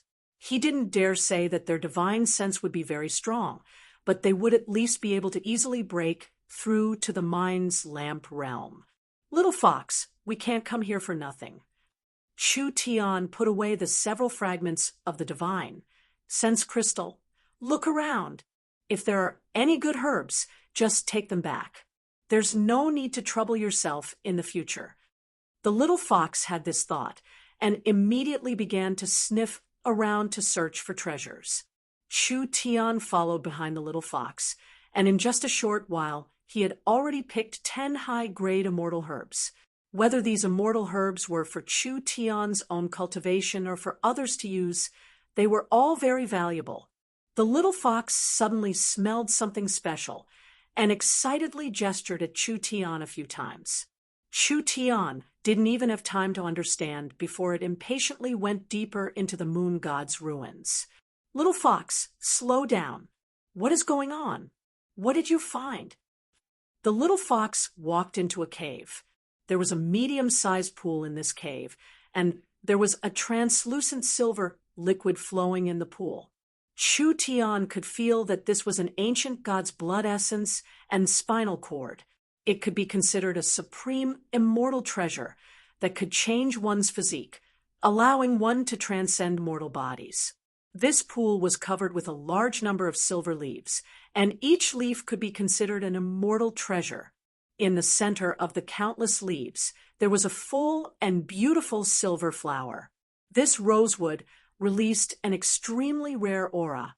Spiritual god, aura. Chu Tian could basically affirm that this was a precious medicine with a divine nature. In simpler terms, a divine medicine. Chapter 6:18. The continent's materials were divided into normal grade, spirit grade, sacred grade, immortal grade, and God grade. Among these materials, especially the herbs, as long as they were old enough, they could all become elixirs. Sacred herbs had very strict requirements for growing, so they could only be produced in a specific place. As for immortal herbs, not only did they need a long nurturing time and a harsh environment, they also needed a heaven-defying opportunity to be born. Therefore, they could only be found and not sought. The herb in front of Chu Tian was actually a divine herb that had already awakened its divinity. Although it couldn't be considered a complete divine herb, it was at least on the level of a demigod. How precious was a divine herb? There weren't many of them on the entire continent. This was because divine herbs had divinity and should have existed in the same era as demons and gods. After the great desolate continent was destroyed, the continent didn't have an environment to cultivate divine herbs at all. The reason this herb could reach its current level was mainly because it had been nurtured by the moon god's spirit and essence. After being nurtured for tens of thousands of years, it finally reached its current level. This was a herb that was about to become a divine herb. Even if all the immortal herbs that Chu Tian had collected were added up, they couldn't compare to this one. Chu Tian couldn't help revealing a faint smile. "Fox, you're really something. I'll remember your great merit this time, and you'll be heavily rewarded when we return." The little fox drooled as it stared at the divine herb. But for this divine herb, it didn't even think about it. This fellow was a rice bucket. Was there a difference if it ate good or bad? If the little fox ate a demigod herb, it would be better to give it 2,000 sacred herbs to eat. The added effect was the same as eating a demigod herb for the little fox. With Miracle Commerce's current ability, although it wasn't easy to collect 2,000 level 4 sacred herbs, finding a level 4 divine herb was something that could only be found. Chu Tian reached out his hand and grabbed the air. The demigod herb was instantly covered by an invisible energy. Hung. A low and deep explosion rang out at this time as the herb released a strong light. There was a strong energy that instantly shattered Chu Tian's energy. Chu Tian was slightly surprised. There was hostility coming from within the precious medicine. It was resisting Chu Tian's grasp. It turned out that this stalk of divine medicine had already formed its own consciousness after countless years and possessed the ability to think. If Chu Tian wanted to pluck it away, how could it not display hostility? The entire cave began to tremble. Before Chu Tian could do anything, the precious medicine suddenly blossomed with a light that didn't disperse. This layer of light formed a huge silhouette around it. It was the image of a silver qilin. This silver qilin was not a corporeal entity.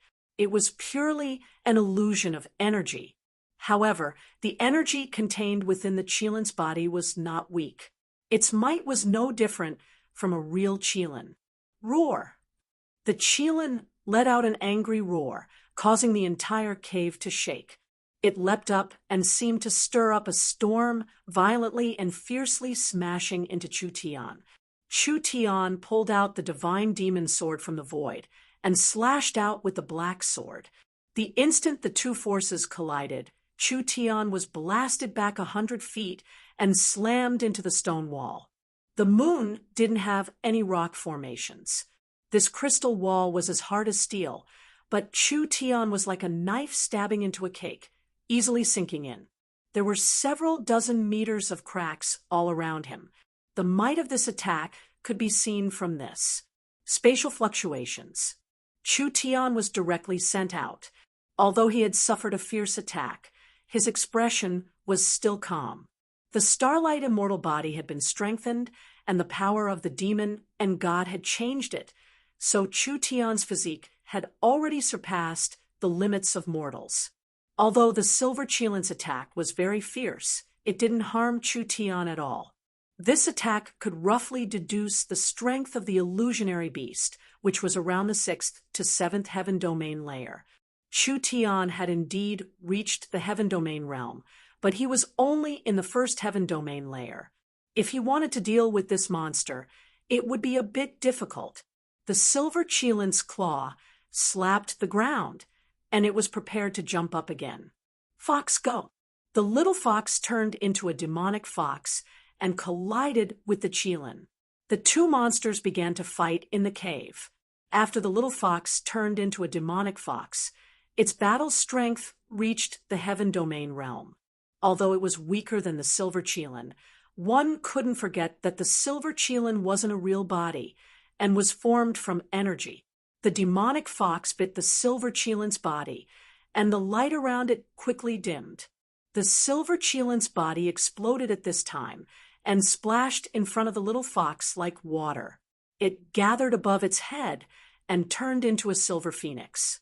This weak silver phoenix fell into the pond and spread its wings to fly up.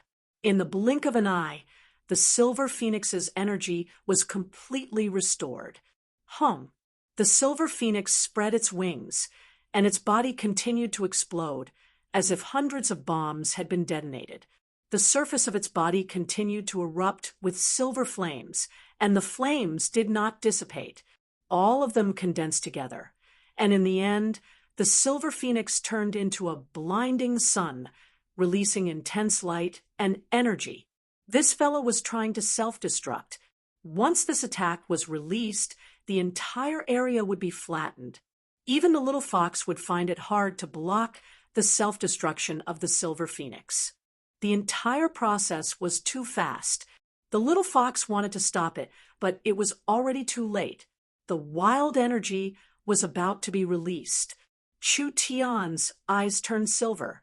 At this time, energy that couldn't be seen with the naked eye was released from Chu Tian. It was like a small stone being thrown into a space and time domain, creating ripples. Under the pressure of several invisible ripples, the small sun that was about to explode suddenly stopped expanding, like it was being suppressed. Chu Tian didn't forcefully suppress it, and he didn't have any way to forcefully suppress it. Time freezing. Time energy. Chu Tian released his time energy, and disturbed the flow of time, increasing the time it took to self-destruct by several times. This gave the little fox a chance. The demon fox released a beam of light that hit the ball of energy that didn't explode in time, instantly shattering the ball of energy. The high-density energy was completely shattered. The silver phoenix gave a sharp cry and turned into a silver flood dragon, drilling out of the center of the fireball. It fell into a pool of water, once again absorbing energy from the inside. Would there be no end to this fight? Chu Tian raised the demon god's sword and slashed out in the air. An invisible spatial slash slashed at the silver flood dragon's head, and an unstoppable strength instantly shattered its head. The demon fox seized this chance to jump out, and its body expanded in the air. Just like a fox biting a snake, it bit the flood dragon in its mouth. Then it turned into a gray mist that disappeared, teleporting in front of Chu Tian. The flood dragon still tried to struggle. Chu Tian didn't give it a chance. His eyes gradually turned golden, and a wild divine sense attacked the silver flood dragon's divine sense. In front of the undying realm's divine sense, the silver flood dragon's divine sense couldn't even take a single blow, and was instantly erased by Chu Tian's power. The light from the silver flood dragon's body gradually disappeared, and it finally turned into a complete herb on the ground. Chu Tian let out a long sigh. He bent down to pick up the herb. This herb was born from the moon god's spirit, so it already has a very strong divinity, but I never thought that it would awaken its own consciousness. If I was a bit weaker, I really wouldn't have been able to do anything to it. The demon fox turned back into a little fox. The master ate the meat, and the fox drank the soup. The little fox didn't expect to obtain the divine herb. The pond was filled with plants, and they were all high-grade immortal treasures. The little fox wasn't polite with Chu Tian. It jumped over and took everything to fill its own pockets. We can take these immortal leaves, but we can't touch the immortal essence in the pond. We'll leave it for Ying and the young miss. It can help them break through to the heaven domain realm in the future. Chu Tian knew what kind of personality the little fox had. If it didn't obtain any benefits at all, the next time he needed help, it might act up and not help. Exploring the moon god's ruins. Chu Tian and the little fox's harvests weren't small. Chu Tian collected 16 high-grade, level 3 immortal herbs, 8 top-grade, level 3 immortal herbs, 5 low and medium-grade level 4 immortal herbs, and 2 high-grade level 4 immortal herbs. Although Miracle City had several dozen immortal herbs, they were all level 3 immortal herbs. They were mostly mid and low-grade, mainly suitable for cultivators under the 7th True Spirit layer to quickly increase their strength. This time, Chu Tian didn't pick any high-grade immortal herbs. Therefore, the immortal herbs he took were all high-grade, level 3 immortal herbs. This level and quality of immortal herbs could help cultivators above the 7th True Spirit layer quickly increase their strength. As for the top-grade, level 3 immortal herbs, they could help them break through realms. In other words, Chu Tian gave a batch of immortal herbs to everyone, basically guaranteeing Ying, the young miss, Vivian, Nan Gongyun, and the other core members of the True Spirit realm. They would definitely be able to reach the Heaven Domain realm in a year. As for the level 4 immortal herbs, they were even more precious. After Chu Tian reached the Heaven Domain realm, it was hard for him to find herbs that could increase his cultivation because there were very few level 4 and above materials on the continent. Almost all level 4 materials had saint-grade medicinal effects. Normal saint-grade materials had limited effects on a heaven domain cultivator's cultivation. Not to mention they could only be found and not sought. This was why the 5 leaders of the Alliance had lived for so long, but they were still stuck in the 6th to 7th heaven domain layer. It was hard for them to progress any further, and they would stay at this level for the rest of their lives. Level 4 immortal herbs could effectively increase Chu Tian's strength. These herbs could at least satisfy his cultivation needs for a period of time in the future. Chu Tian had already finished the exploration of the moon's ruins, so he said goodbye to the dark night elven King Eunice. He brought the 5 leaders who were also full of rewards and returned to Miracle City through the transport array. The City Lord's strength had broken through. This was a joyous matter for Miracle City. Chapter 619. Miracle City and the Alliance members all came out to celebrate. The various city lords even sent over precious gifts. Because of this, Chu Tian became the center of attention when he came back. He was busy socializing and couldn't leave.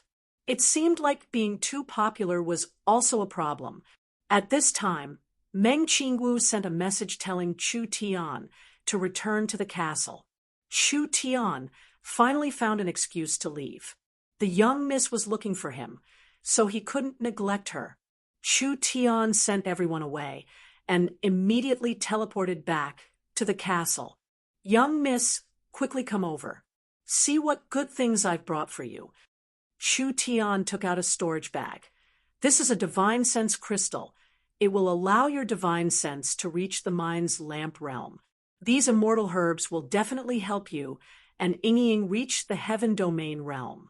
Also, Chu Tian only said half of what he wanted to say. He felt that something was wrong. The young miss sat there, without moving, with a long face. Vivian had a strange expression as she stood on the side. Chu Tian's heart was filled with doubt. What was going on? Could it be that the young miss was angry? This doesn't make sense.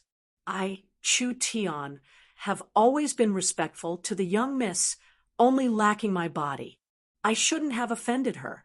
The young miss' intelligent eyes fiercely stared at him. What did you say you went to do this time? Chu Tian was confused. Everyone knows that I broke through on the moon. Meng Qingwu angrily slapped the table. Lancelot came back and told Vivian everything. Vivian has already told me everything. Do you think I don't know what you did up there? Vivian stood on the side with a bitter little face. She never thought that Meng Qingwu would be this angry. Bad, bad. Chu Tian gave an awkward cough. Vivian, come here. Big brother Chu Tian. I'm sorry, I didn't deliberately come to complain. Vivian revealed a nervous expression, but then she firmly said, but this matter is your fault. Even if you punish me and scold me, I still have to say it. What was going on? How could I bear to punish you? These are all gifts I brought back from the moon god's ruins. Take them back first. I want to have a good talk with the young Mississippi. Vivian heaved a sigh of relief. Yes, thank you, big brother. After Vivian left, Chu Tian pulled a long face and personally poured tea for eldest Mississippi. Eldest miss, don't be angry. Aren't you back in one piece? You've gone too far this time. The moon god's ruins can't be lost on the moon. We'll explore it sooner or later, but it'll be ours sooner or later. You're being so rash. If something happens, what should we do? Meng Qingwu severely condemned Chu Tian's actions. Don't forget, you and Ying's wedding is about to take place. All right. Don't do it again. Chu Tian very sincerely accepted the young miss' criticism and did a deep self-reflection, but it was unknown if he would repent. Chu Tian saw that the young miss' anger had dissipated a bit, so he immediately changed the topic and said, Have you sent away the rulers? Meng Qingwu knew that Chu Tian was changing the topic, but this was an important matter, so she could only honestly say, I've already arranged the transport towers, logistics, communication, and etc. The rulers have already returned to their respective places, and the transport towers will open soon.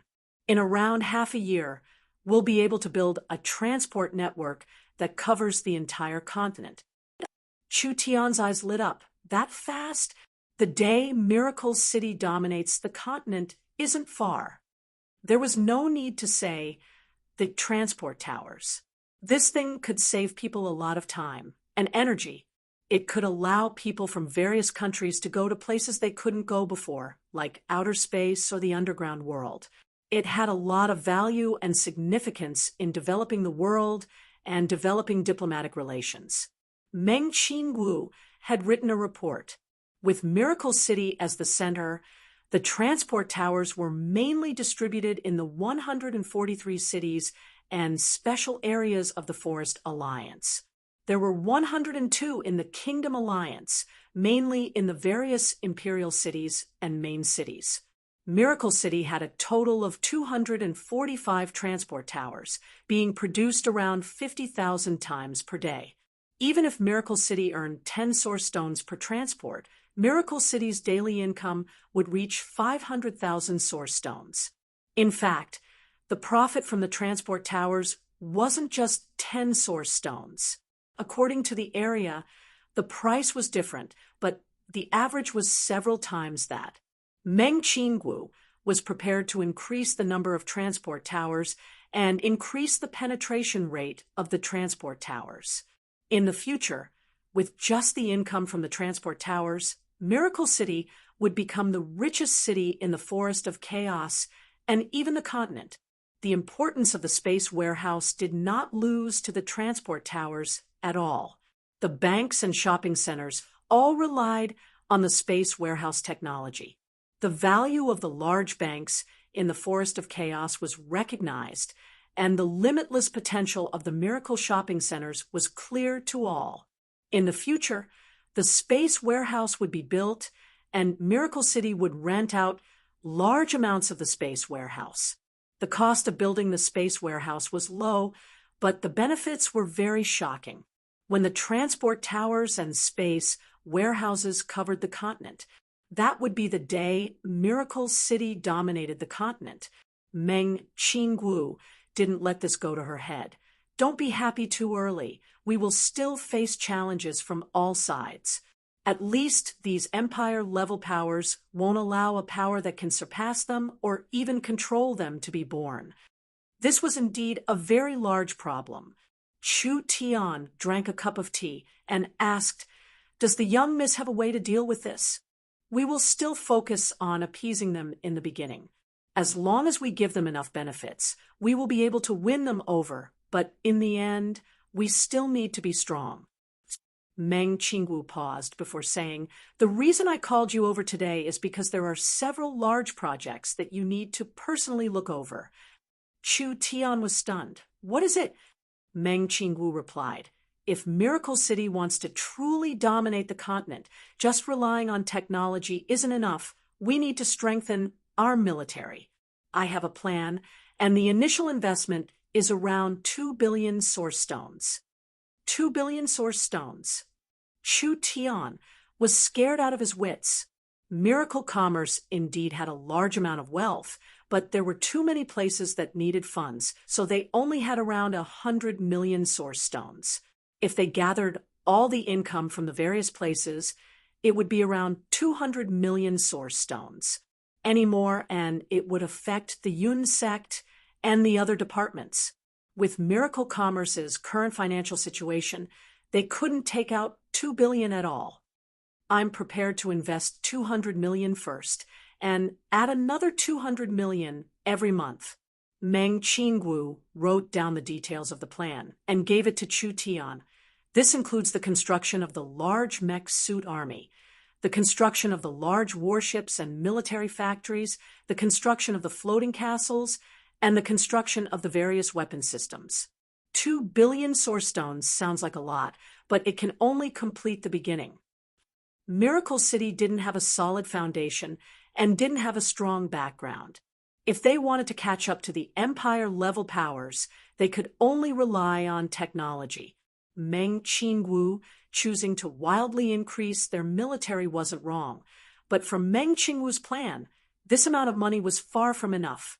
Not to mention anything else, Miracle Commerce would need to spend at least 100 million source stones to build a large warship factory. Miracle Commerce would need to build at least 5 factories in the beginning. Other than that, each normal large warship would cost between 1 to 2 million. If Miracle City wanted to fight against the hidden power of the Empire-level powers, they needed at least 500 large fleets. This was impossible without a strong enough financial power. Other than that, Meng Qingwu planned to build large amounts of defensive weapons in various places, like wildly digging out missile silos or deploying laser cannons in the sky.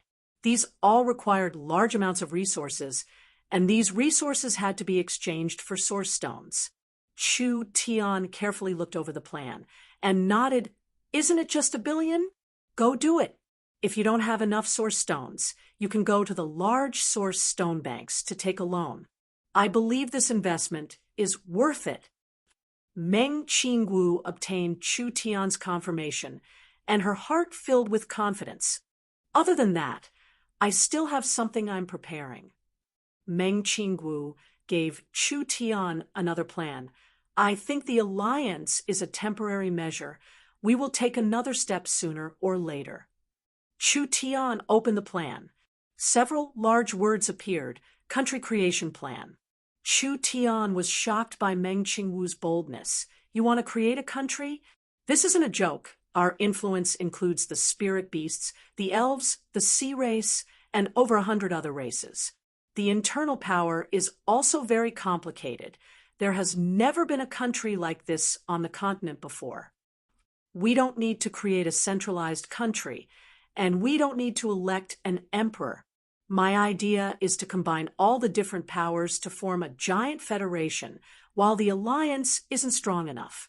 Meng Qingwu looked at Chu Tian and said, Our federated country still has its own political and military power, but compared to the loose alliance, we need to elect a leader who can directly order the people to be the Federation president. Meng Qingwu was not satisfied with the current situation of the alliance. Chu Tian's idea of creating an alliance wasn't bad, but an alliance was just an alliance. Everyone would work together if there was a profit to be made, and they would all be on the same level. It was a bit too loose. Even if Miracle City had a high status, they couldn't directly order the people, which greatly affected the overall efficiency. Because of this, Meng Qingwu wanted to use the alliance as a foundation to create a federal country. She would elect a president and have the president lead the entire federation. There was no need to say. If this plan could be implemented, the only person qualified to be the president of the federation was Chu Tian. Chapter 620. Meng Qingwu's federation plan was in line with Miracle City's benefits. In the long run, it was in line with the group's benefits. But the federation wasn't that easy to form. The various large powers would have a psychological struggle because once the federation was formed, it meant that Miracle City's position would rise again. Chu Tian would go from a partner to a leader that could directly manage things. This was something that people couldn't accept. Who liked being controlled? Who liked having someone on the same level as them appear in their territory? Who would like to have their own clan's matters affected by an outsider? Whether it was the proud dragon lord, the old-fashioned elves, or the spirit beasts, giants, or the sea race, even if they weren't the top powers on the continent, at least they had the final say in their territories. Giving a portion of their authority to the president was not a decision that could be casually made. Even if Lancelot agreed, would the Eternal Forest elves agree? But the young miss already had this thought. Then the young miss must have a certain amount of confidence in her heart. The young miss was different from Chu Tian. She had always been cautious and would never mess around. I believe in the young miss ability, and I definitely believe in the young miss. Chu Tian was shocked by the young miss ambition, but he didn't even think about the young miss choice before agreeing. Just do it. No matter what happens, I'll be behind you. Meng Qingwu rolled her eyes at him and said, with the current miracle commerce, as long as you don't cause trouble, you'll be helping us greatly. Chu Tian was a bit depressed. Look at what she's saying. All right. Chu Tian seemed like he had made a decision. Since it is the young miss orders, Chu Tian will definitely follow it to the end. In the end, Chu Tian really listened to the young miss. In the future, he wouldn't go anywhere, staying in Miracle City for a while. He organized the materials in Miracle Commerce's inventory and gathered the materials from the moon god's ruins. These herbs were all very precious. If other alchemists from the mainland were to refine them, it would be a waste of God's gifts. If Chu Tian were to personally refine them, the effects would at least be doubled. Chu Tian's cultivation had already reached the heaven domain realm, and the others in Miracle Commerce couldn't keep up. The only ones with higher cultivation were Vivian, Nangong Yun, and Chun Bingyu. Because of their high starting point or high talent, they had all reached the spirit transformation realm. The young Miss, Meng Yingying, and the others, although they had high statuses, their innate talents were a bit lacking. Even if they spent a lot of resources, they couldn't compare to the others. So they all stopped at around the 5th true spirit layer. This was not a big problem. Miracle Commerce was rich and had plenty of resources. Could it be that they couldn't even nurture a few core members? If that was the case, then what was the use of establishing Miracle Commerce? Miracle City had enough materials and resources, as well as a master-level character like Chu Tian. During this period of time, other than refining pills, Chu Tian also made cultivation plans for everyone. With Chu Tian's immortal pills and cultivation plans, Vivian, Nangong Yun, Chun Bingyu, and the others should have hopes of reaching the heaven domain realm within half a year. Meng Yingying, Meng Qingwu, Feng Kaidai, and the others would need around a year. The continent was temporarily calm. The various countries were working on it like a raging fire. Several transport towers were built as soon as possible. Miracle City finally opened a transport tower to the Empire area. Other aspects, such as logistics and communications, were all in the midst of preparation. Miracle City began to divide the outer space mines. Not only did they provide transport towers for the various powers, they also prepared a transport ship that could pass through the astral wind layer to reach the outer space mines. Outside the outer space mines, the underground world was also being developed. The underground world was different from outer space. The continent's underground world was not completely connected. Miracle City only controlled the underground world of the Forest of Chaos. Actually, in other parts of the continent, there were all kinds of underground spaces, but these underground worlds were all independent, and some were not even connected to the surface. Miracle City used their superiority in technology and Chu Tian's memories to develop the various regions of the continent's underground world. Miracle City would provide technical support, and the various empires would provide military support, working together to develop the area. The Empire-level powers were not any less interested in the miracle helmets than others. This was because the market for the miracle spiritual helmets was too big. If each helmet could be sold for several dozen source stones, if they sold several tens of millions of helmets, wouldn't they be able to earn billions? They couldn't slack off in such a large market. With Miracle City's help, the intelligent factory was constructed. The various blueprints and technology were all in place, and the materials needed were quickly transported over. These Empire-level powers were worried about the production lines, afraid that their miracle helmets would lose to the others in terms of production. This matter was enough to make the rulers have no time to care about anything else. As for Miracle City's recent situation, naturally no one cared about it. Meng Qingwu seized this chance to gather large amounts of resources and source stones, starting to build military strength, especially the giant ship factory. Although Yingying had several warship production lines in her hands, these production lines were a bit too small. Each line could only produce one warship at a time, and each warship needed over 3 weeks to get the materials out of the factory. In other words, a single production line could produce one warship in a month. With this kind of production, when would Miracle City be able to create a fleet? If Meng Qingwu wanted a true giant ship factory. Production speed was the most basic requirement. She also needed to have the ability to make different kinds of warships, and the factory itself needed the ability to upgrade itself, making even higher-level warships in the future. While the rulers weren't paying attention this time, Meng Qinggu gathered a sea of resources, preparing to build 4 giant ship factories at once. One was the Moon Shipbuilding Factory, one was the Outer Space Shipbuilding Factory, one was the Overseas Island Shipbuilding Factory, and one was the Secret Shipbuilding Factory in the forest. The 4 shipbuilding factories were all located in different locations, all of which were quite secretive or inaccessible. The 4 factories were planned to be completed in half a year. They needed a total investment of 500 million source stones.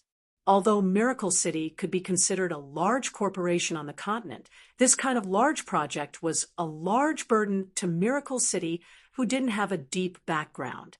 Almost at the same time, Miracle City's Sky Castle and the Source Energy weapon defense system spread across the Alliance began to be built. The high-altitude laser cannons, the robot army, the mech suit army, all kinds of advanced weapons, and etc. Each project was a bottomless pit.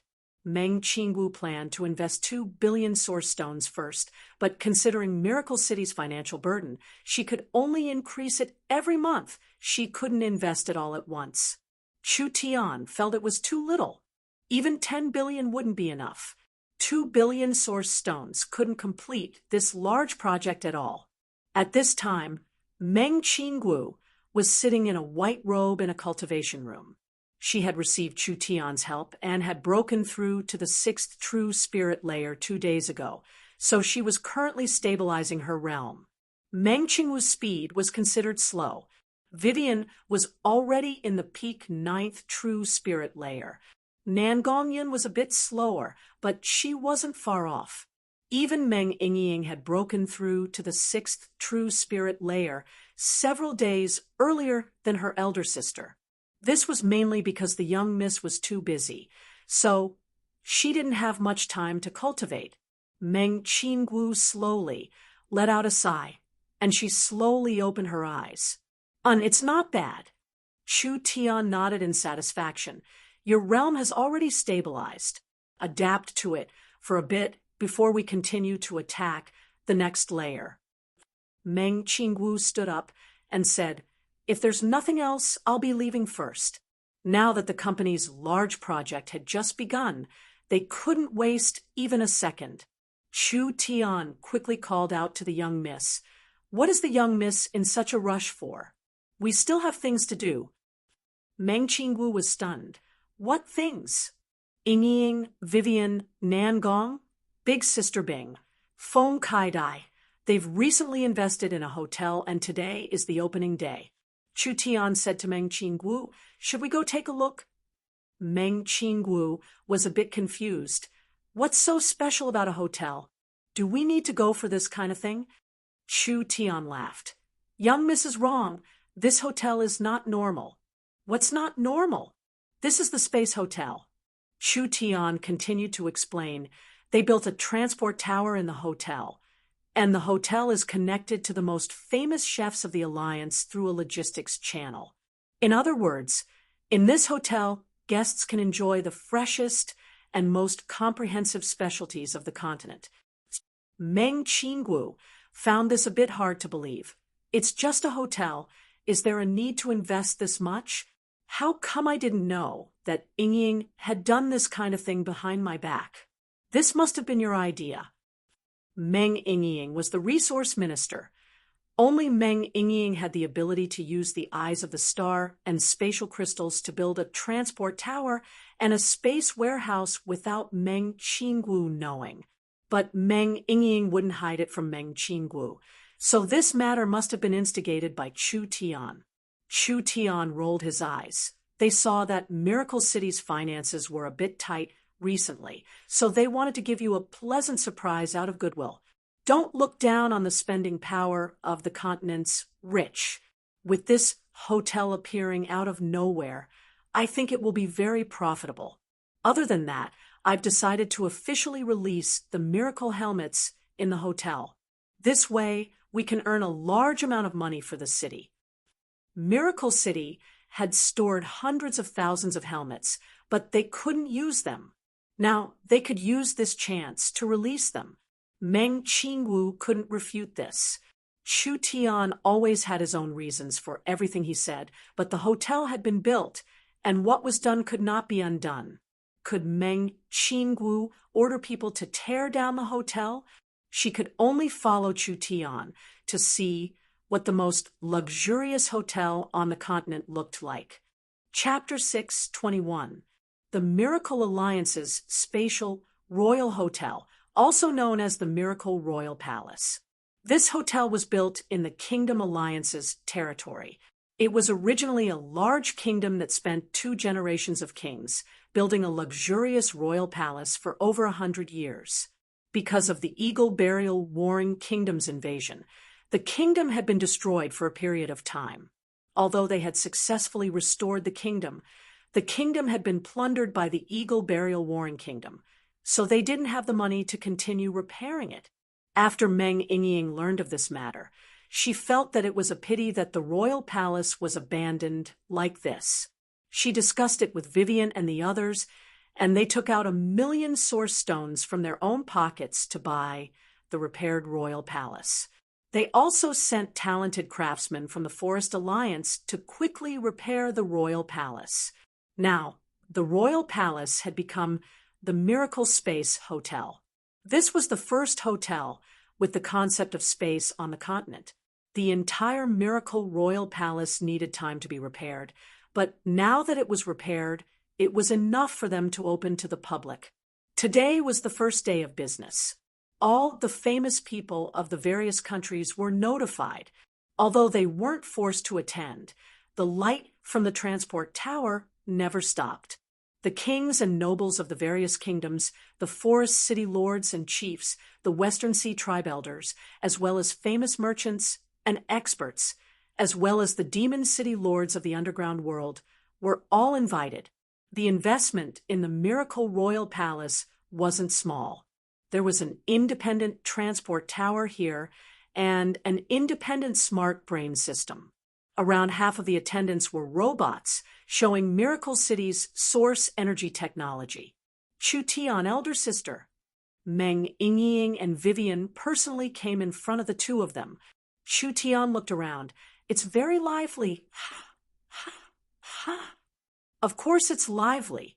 Nangong Yun's brows lit up as she said, "Who in our alliance wouldn't give us face? Not to mention, this is the continent's first spatial hotel, the highest level place. Who doesn't want to experience it? I think most of the people here are from the empires. These fellows are stupid and have a lot of money, so we can slaughter them all." There was indeed a large proportion of people from the empires. Chu Tian found many old friends he hadn't seen in a long time among the alliance members, like the great Summer King Dongfang Gan, Shen Fengho, the Golden Arrow Marquis, and others. There was also Miracle Commerce's Chun Bingyu, Feng Kaidai, Yun Yao, Yun Xiao, Dongfang Haoren, Gu Qianxiu, Yun Tianha, and other old members. There was also Shadow, ATU, Mei Ji, In Spirit, and other new members. Apart from these internal members, there were even more unfamiliar faces. Chu Tian had never seen them before, but since they appeared here, they were definitely high-ranking members of Miracle Commerce. Greetings, Guild Master, Vice President. No matter where these high-level members of Miracle City went, they were all famous people, but they were very clear on who gave them this status, especially when they saw the legendary Chu Tian. They were all very respectful. No need to be polite. Everyone can sit.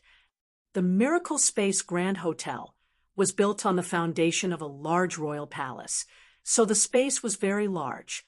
There were several hunting grounds, gardens, artificial lakes, artificial mountains, and etc.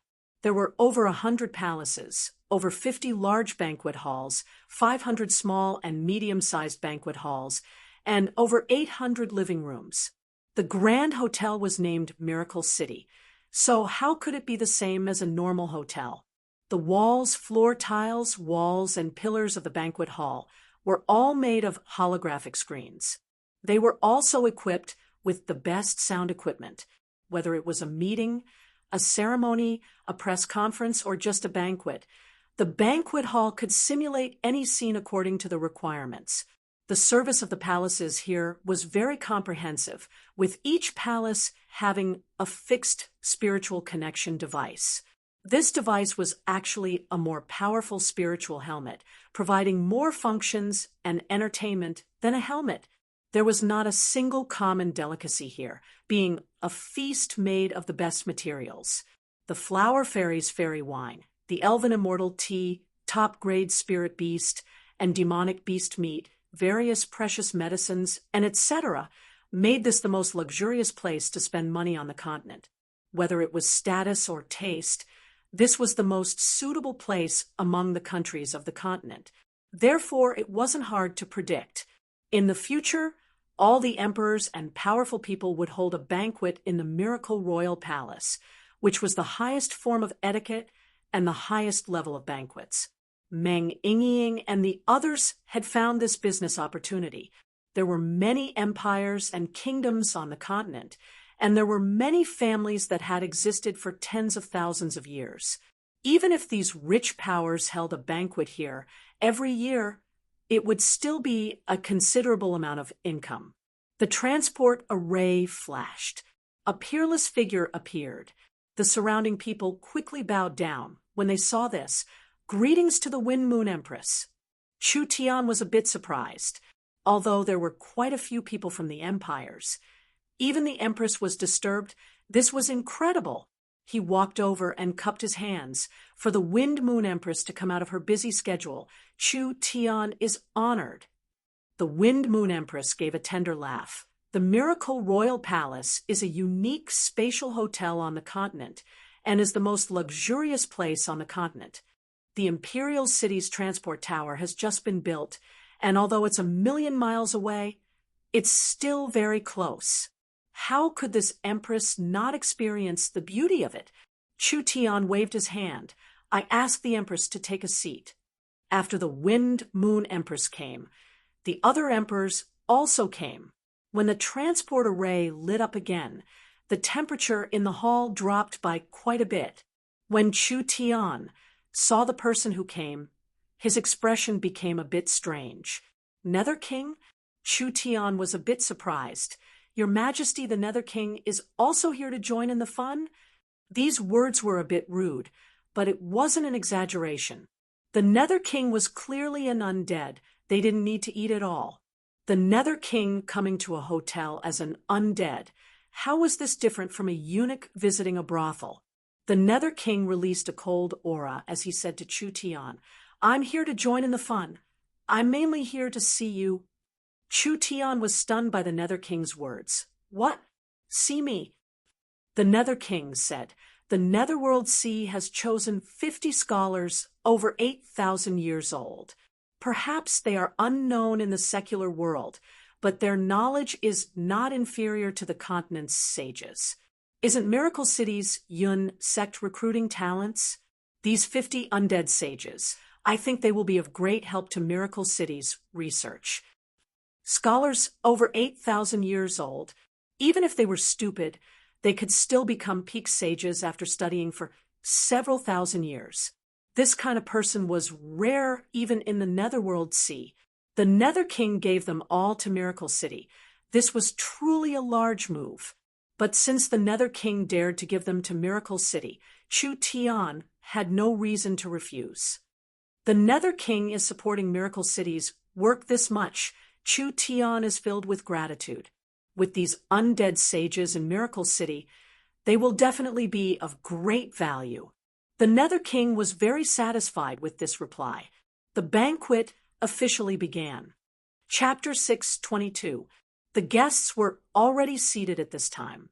Friends and guests, welcome to the Miracle Royal Palace's grand opening. A very magnetic and beautiful voice came out, and a beautiful blonde woman slowly appeared in the center of the hall. I am the host of this grand opening, Jean Luo. Everyone began to clap. The mermaid Princess Jean Luo was very famous in the alliance. Jean Luo not only had the bloodline of the Deep Blue royal family, she was also the future successor of West Sea City and the Deep Blue Bank. Today, we have received the exclusive sponsorship of the Tree of Life Culture and Entertainment Company. The elves and the mermaids will perform for everyone. This is a rare chance, so let us enjoy it together. The light around them dimmed, and the flat ground in the center suddenly began to rise, forming a stage. The surrounding environment began to change, creating a forest of colors. It gave people the illusion that they were not sitting in a hotel, but rather a beautiful and holy forest. This beautiful scene was taken from the Eternal Forest, allowing people who had never been to the Eternal Forest to feel the beauty of the elven forest. The entire hall was filled with the fragrance of all kinds of delicacies. The extremely luxurious banquet had already begun. A group of delicate and beautiful wood elves slowly walked onto the stage. They had long since rehearsed all kinds of performances and were holding all kinds of musical instruments in their hands as they began to display their talents. A cheerful, melodious, and elegant chorus filled the air. This scene made the guests from all over the continent feel like they were in the elven forest, listening to the music of the elves and enjoying the best wine and food on the continent, as well as eating with several emperors in the banquet hall. No matter what era it was, this was an unimaginable enjoyment for them. This was not only a material and spiritual enjoyment, but also an enjoyment of one's status and status. Only the noblest people on the continent could gather here, and this kind of satisfaction could not be measured by material things. Chu Tian brought the Meng Qingwu sisters and several emperors to sit at a long and gorgeous dining table. They were facing the stage, which was the best place to watch the performance. The elves' performance was splendid. This made people feel dazzled. The elves' performance in music and art made everyone feel happy, which led to waves of warm applause. Everyone was infected by this kind of noble enjoyment. They couldn't help but think that if they didn't have the Miracle Commerce Transport Tower, they probably wouldn't be able to enjoy such treatment in their entire lives. Chu Tian drank a mouthful of the Flower Fairy Race's fairy wine. I remember that the life and culture commerce was made by the Tree of Life tribe's elven elders. It seems like it's doing quite well. Of course, right now, the most popular records in the Alliance are basically produced by this Chamber of Commerce. In addition, the major movie theaters and music channels also account for half of the market. Meng Yingying was a bit reserved sitting with the emperors. She lowered her voice and said to Chu Tian, "Actually, Vivian and I invested in this Chamber of Commerce together. It's now the biggest giant in the entertainment industry.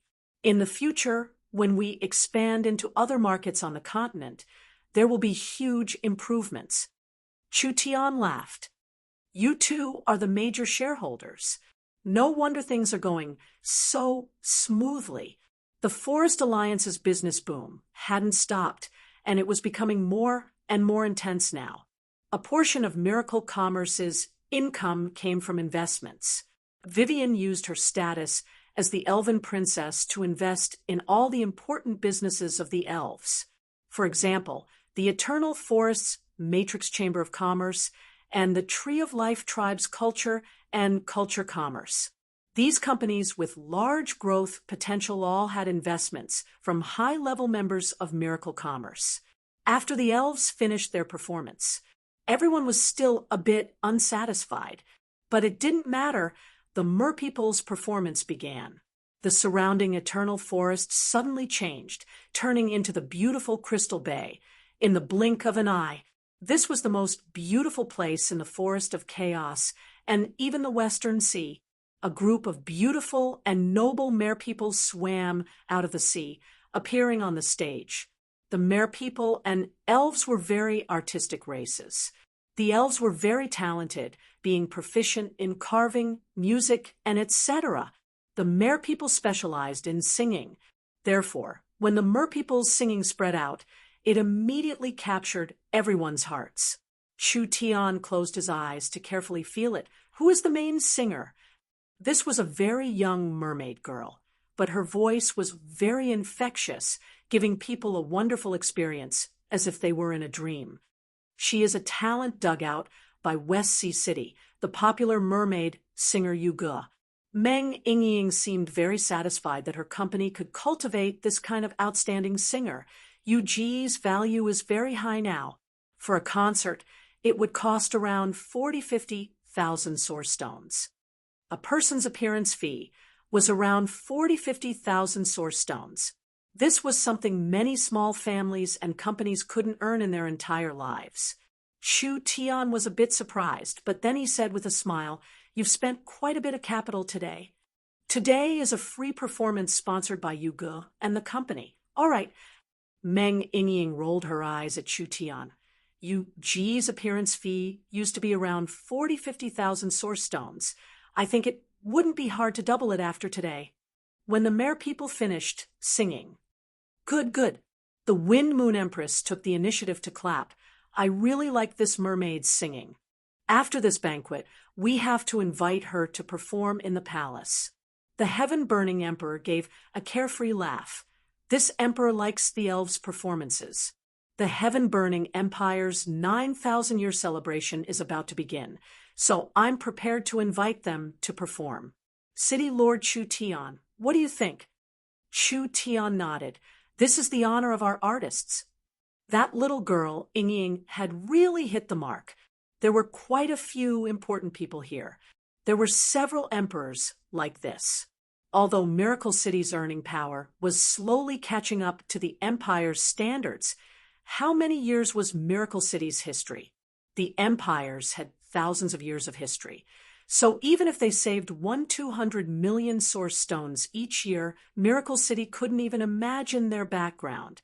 These rich fellows who loved face and money, how could they be stingy with source stones?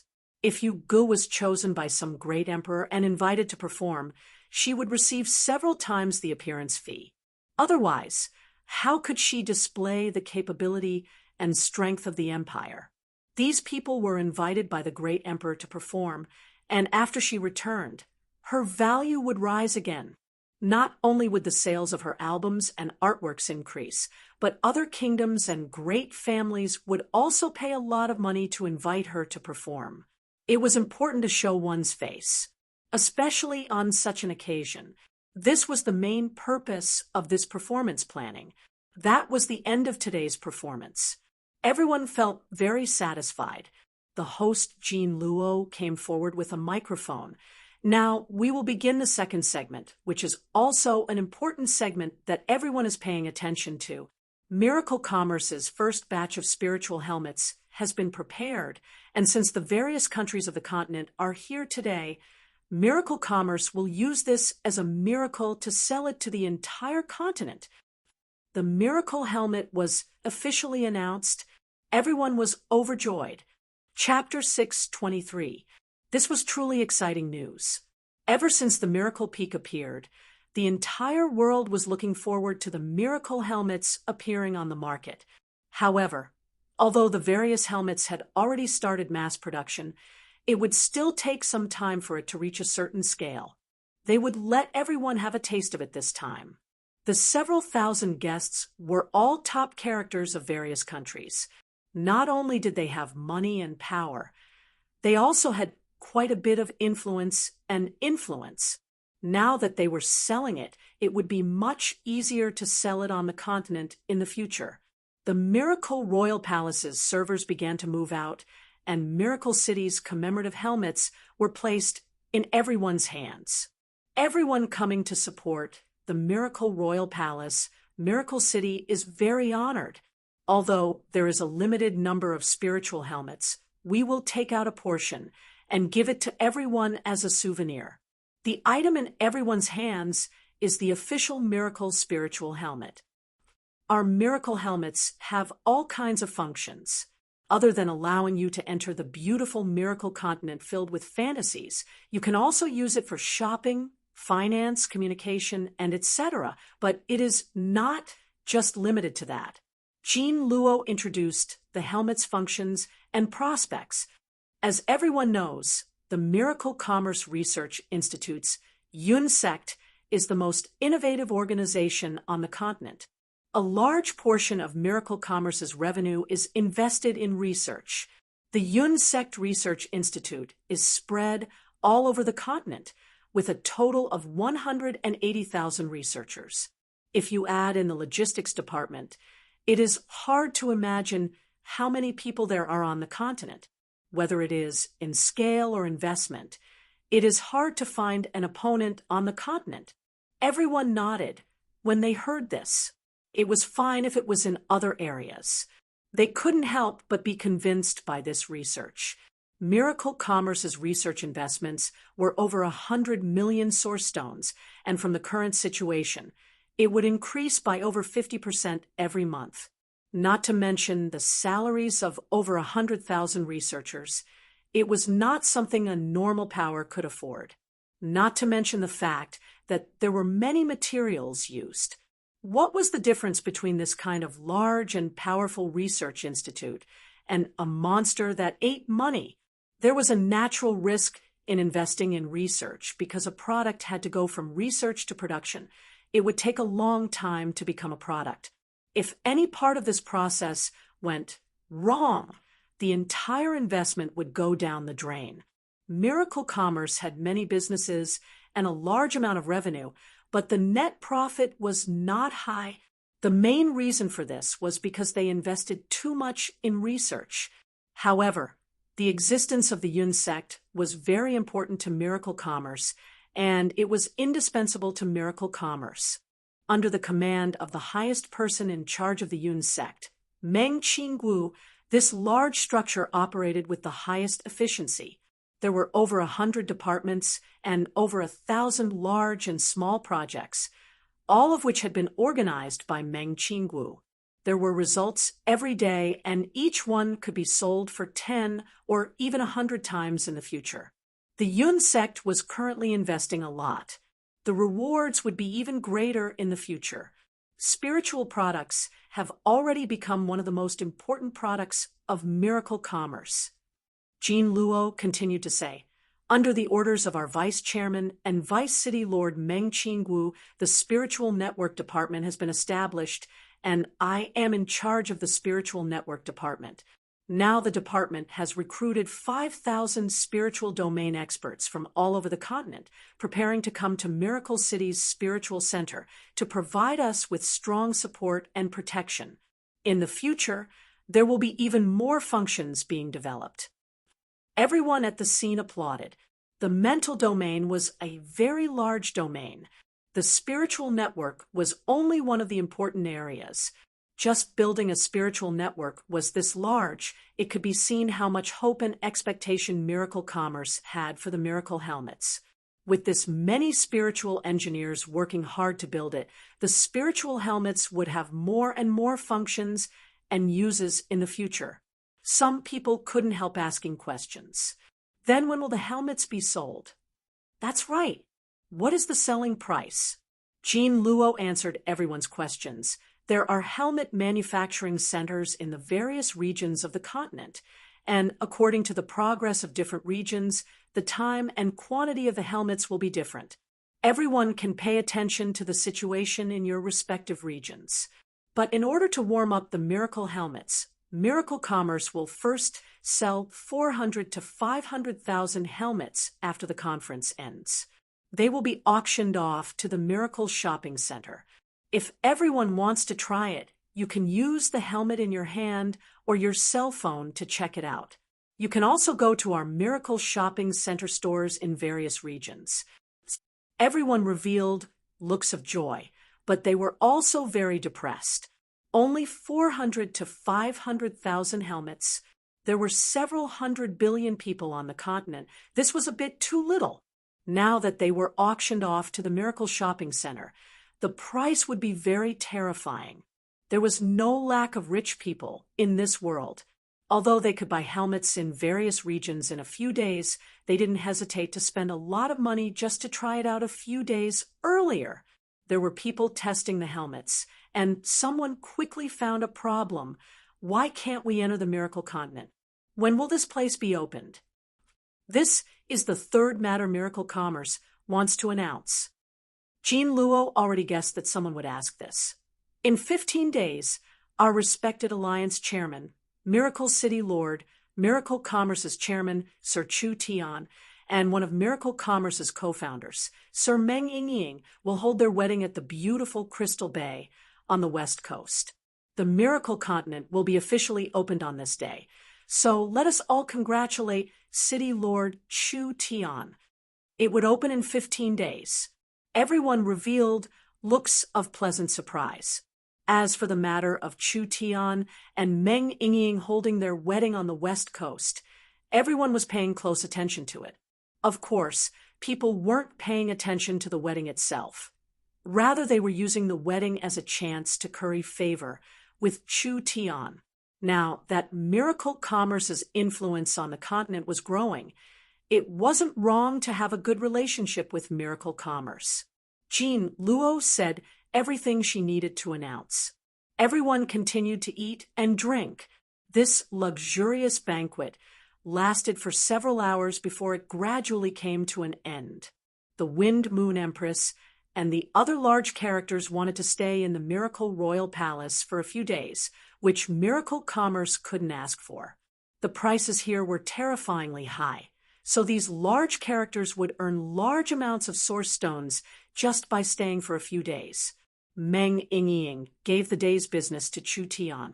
Today's average consumption is 8,000 source stones, and there are over 6,000 people participating.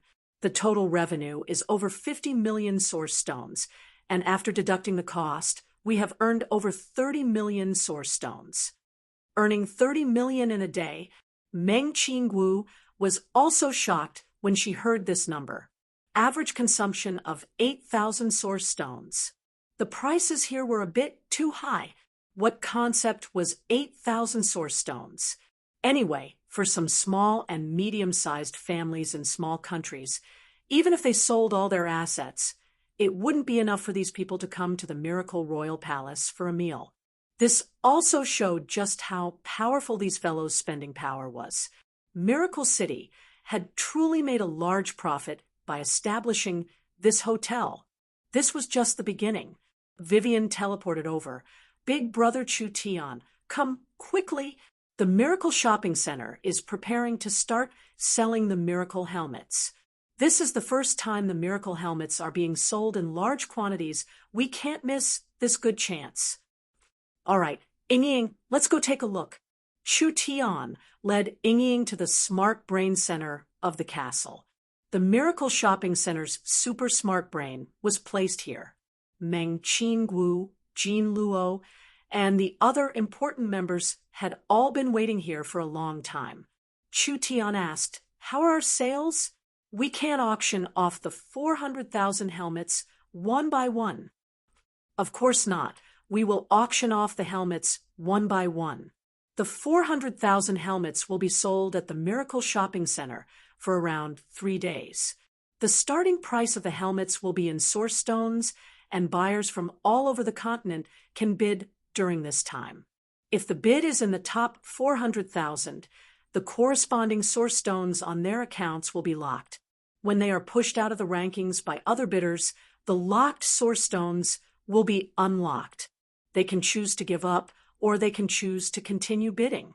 So it was like this. During Miracle City's auction period, every Miracle Shopping Center store, cell phones, and other devices could be auctioned off. People from all over the continent could bid through the Miracle Shopping Center, and when the auction ended, the top 400,000 people would be able to buy the helmets. This was an efficient and open method. Each person could only buy one helmet at a time. This would prevent some dealers with ulterior motives from buying the helmets on a large scale and selling them at a high price. Wouldn't 3 days be too short? Nan Gongyun was a bit uncertain. What if there aren't that many people bidding? Impossible. The Miracle Royal Palace has several thousand large characters. They won't let go of this chance. They will definitely pull in the people from their respective powers. Next, we will spread the news through various channels, so it won't take a day for the news to spread. There is already a lot of attention. What were they waiting for? Let's directly begin. Meng Qingwu asked the smart brain, have all the data and connections been prepared? The Miracle Shopping Center's super smart brain replied, reporting to the Vice City Lord, everything has been prepared. Meng Qingwu said with a nod, then let's begin. Chapter 624. The Miracle Shopping Center was already the largest chain store on the continent, and it was also an era-defining online shopping method, making the Miracle Shopping Center welcomed by the masses as it expanded on the continent. Now, basically, in any city that had a communication signal, people could use the Miracle Shopping Center to shop. They could use their cell phones or radios to connect to the Miracle Shopping Center platform, obtaining the latest information on the Miracle Shopping Center. Of course, the amount of information a cell phone could receive was limited. If they didn't feel satisfied or had a more detailed request, they could go to the Miracle Shopping Center's physical stores. The Miracle Shopping Center's physical stores already covered over 2,000 cities. These places had the normal function of selling goods, so they could be considered shopping malls with perfect experience, good service, and a full range of goods. At the same time, they also had the Miracle Shopping Center's platform, allowing people to buy everything on the continent without leaving their homes. If they liked something, they just needed to pay, and Miracle Commerce would send it to the city they wanted. However, although the Miracle Shopping Center already covered over 5 billion people because people's new shopping habits were still slowly being developed, it didn't even reach 2% of the 5 billion people. But even so, the monthly transaction volume had exceeded 1 or 2 billion, and it was still increasing month by month. Miracle Commerce encouraged more goods to enter the platform, so naturally they had to give profits to the merchants. But even after deducting the profits and other costs, the Miracle Shopping Center could still make several hundred million in profit. Now, it was the main source of income for Miracle Commerce and Miracle City, as well as the one with the most potential. Meng Qingwu invested half of the Miracle Shopping Center's profits back into the Miracle Shopping Center's development. This money was used to increase the Miracle Shopping Center staff, increase the number of smart brains in the Miracle Shopping Center, increase the technology, and etc. The Miracle Shopping Center was like a snowball that kept getting bigger and bigger. The expansion of the Miracle Shopping Center did not just increase Miracle Commerce's business potential, it also greatly increased Miracle Commerce's economic and financial development. Source stones were the common currency of the continent, but the value of source stones was too high, so it wasn't suitable for daily shopping. Each country had their own currency, and the Miracle Shopping Center would become a unified trading platform, controlling the exchange rate of each country's currency. In the future, the citizens of each country would open their own bank accounts, and even if they brought it to other countries to spend, they wouldn't need to exchange it for source stones. Miracle Commerce could use the Miracle Shopping Center and banks to release a new currency in the future, using this currency to rule over most small and medium countries. Now, the citizens of the continent were stirred, and the doorsteps of each Miracle Shopping Center were almost broken. He's here. He's here. The Miracle Helmet has been released. A wave of cheers came from the Miracle Shopping Center of a small country's main city. Miracle City put the 450,000 spiritual helmets on the shelves at a base price of 20 source stones and began to auction them. 20 primary stones. This price is too expensive.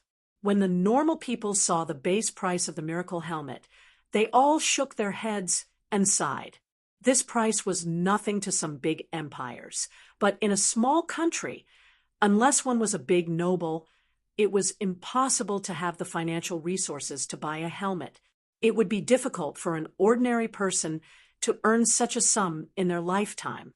According to the previous Southern Xia currency exchange rate, 20 source stones was equivalent to 20 million Southern Xia gold coins. This was enough to buy a mansion in the imperial city of Southern Xia and keep 8-10 concubines. What do you know? The rarer something is, the greater its value. The entire continent is fighting over the miracle helmet. Is the price high? I think you've underestimated him. This cost was not even worth mentioning in large countries or empires. To experience the spiritual helmet faster, what did a bit more source stones count for? The bidding has begun. Although they couldn't buy it, it didn't stop everyone from watching. The 400,000 miracle helmets had just been released, and from the special display screen, there were over 100,000 bids. Moreover, this number was still growing at a terrifying rate, quickly reaching 200,000, 300,000, 500,000. Everyone was dumbfounded. Could it be that there were this many people on the continent waiting for the miracle helmet to appear? Just how popular and crazy was this miracle helmet? Quickly look at first place. When everyone saw the first price, the air seemed to stop moving, and the entire shopping center seemed to freeze. There was only the sound of people swallowing their saliva. 20,000 source stones. This buyer had directly increased the base price by 1,000 times. This was clearly too lazy to join in the bidding, directly throwing several tens of thousands of source stones and waiting for the helmet to arrive. What was called a rich person? This was called a rich person. This city's monthly tax revenue didn't even reach 20,000 source stones. The mysterious buyer didn't even take a look before throwing out 20,000 source stones. This was definitely not an isolated case, because after a few minutes, several more high bids appeared. 30,000, 20,000, 40,000, 50,000. These bidders casually raised the price by several thousand times. These fellows definitely didn't even look at the bidding list, directly throwing in several tens of thousands of source stones with their eyes closed. Since they wanted the helmet, they didn't care about 10,000 or 20,000. People cheered again and again. The price of the helmet became higher and higher. There was a noise coming from the crowd at this time. Move, move. Everyone was a bit stunned because this person was none other than the city's young city lord. They saw the young city lord holding an elven bank card as he walked in with an anxious expression. Was the young city lord prepared to buy the helmet? The crowd parted to form a path. The young city lord first looked at the bidding list and found that the lowest price was above 36 source stones. The rule set by Miracle Commerce was that everyone could bid, and the higher the bid, the higher the ranking. In 3 days, the highest 40 spots would be taken. If there was a situation where the bids were the same, the one who bid first would be ranked first, and the helmet would be given out according to the ranking. Therefore, bidding early had the advantage of the morning paper, and bidding late had the advantage of the evening paper.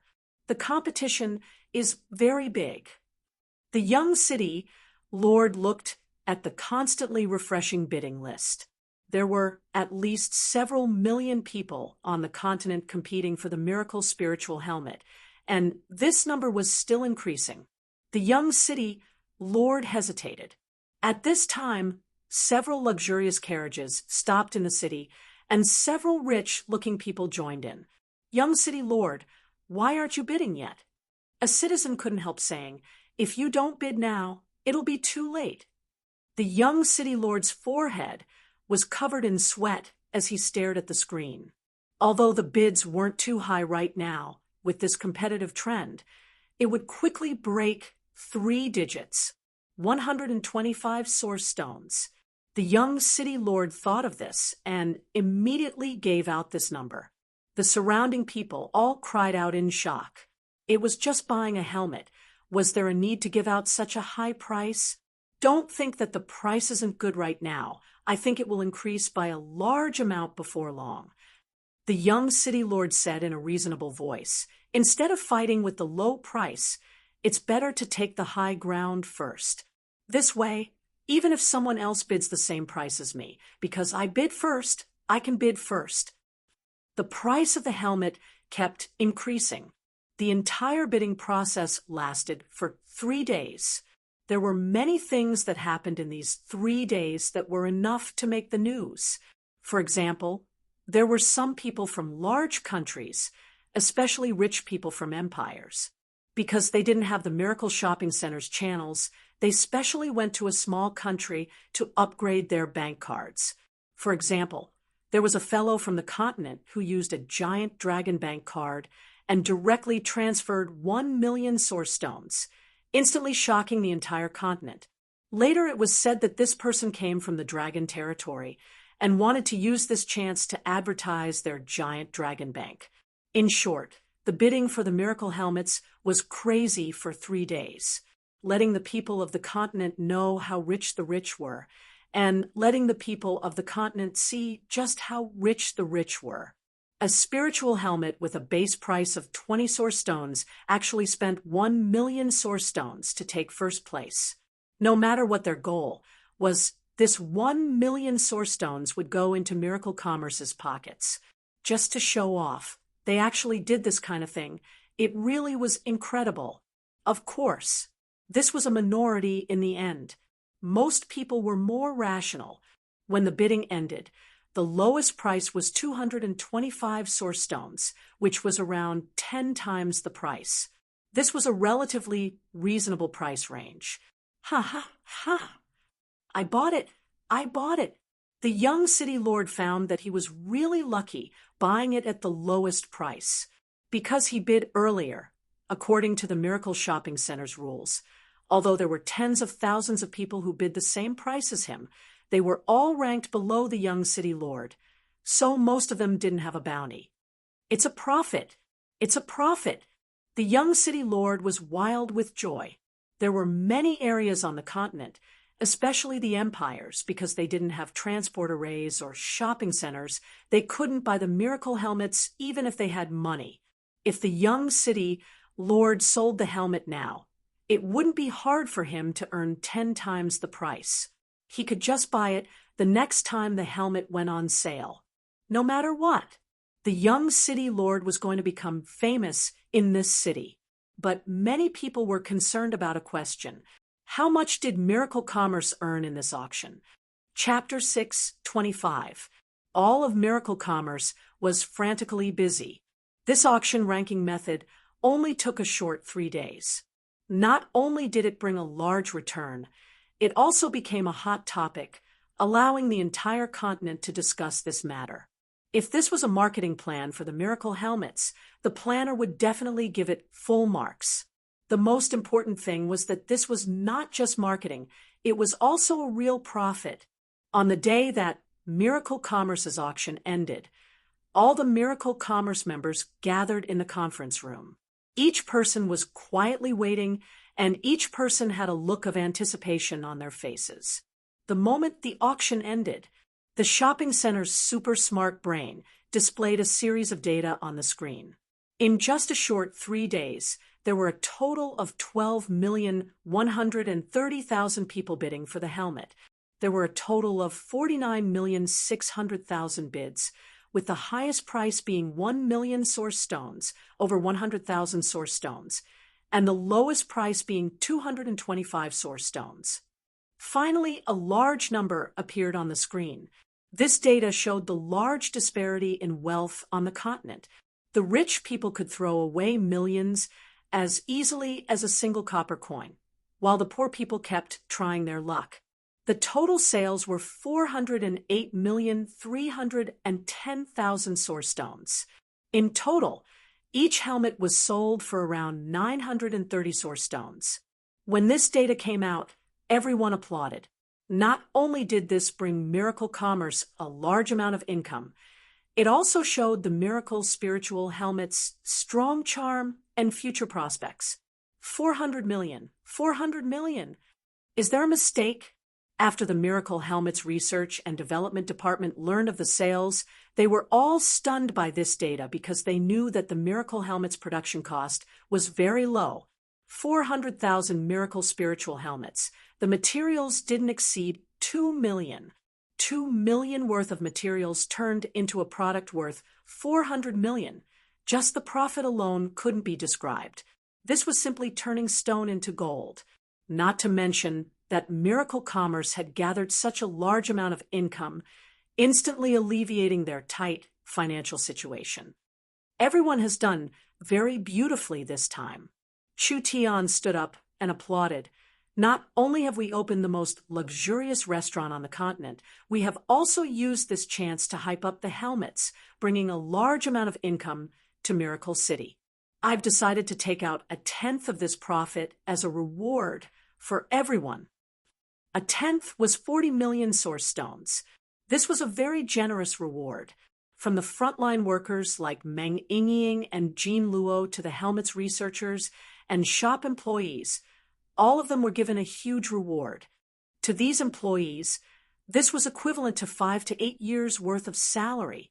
Meng Qingwu had some objections to Chu Tian giving out large bonuses. After all, Miracle City still needed large amounts of funds. This bonus was a bit too much, but she knew what kind of person Chu Tian was. Since this money was a pleasant surprise, it didn't matter if he gave out a bit more. We need to publicize the brilliant results that we have achieved. Earning 400 million in 3 days is a very good topic to hype up. We can use it to further increase the influence of the helmet.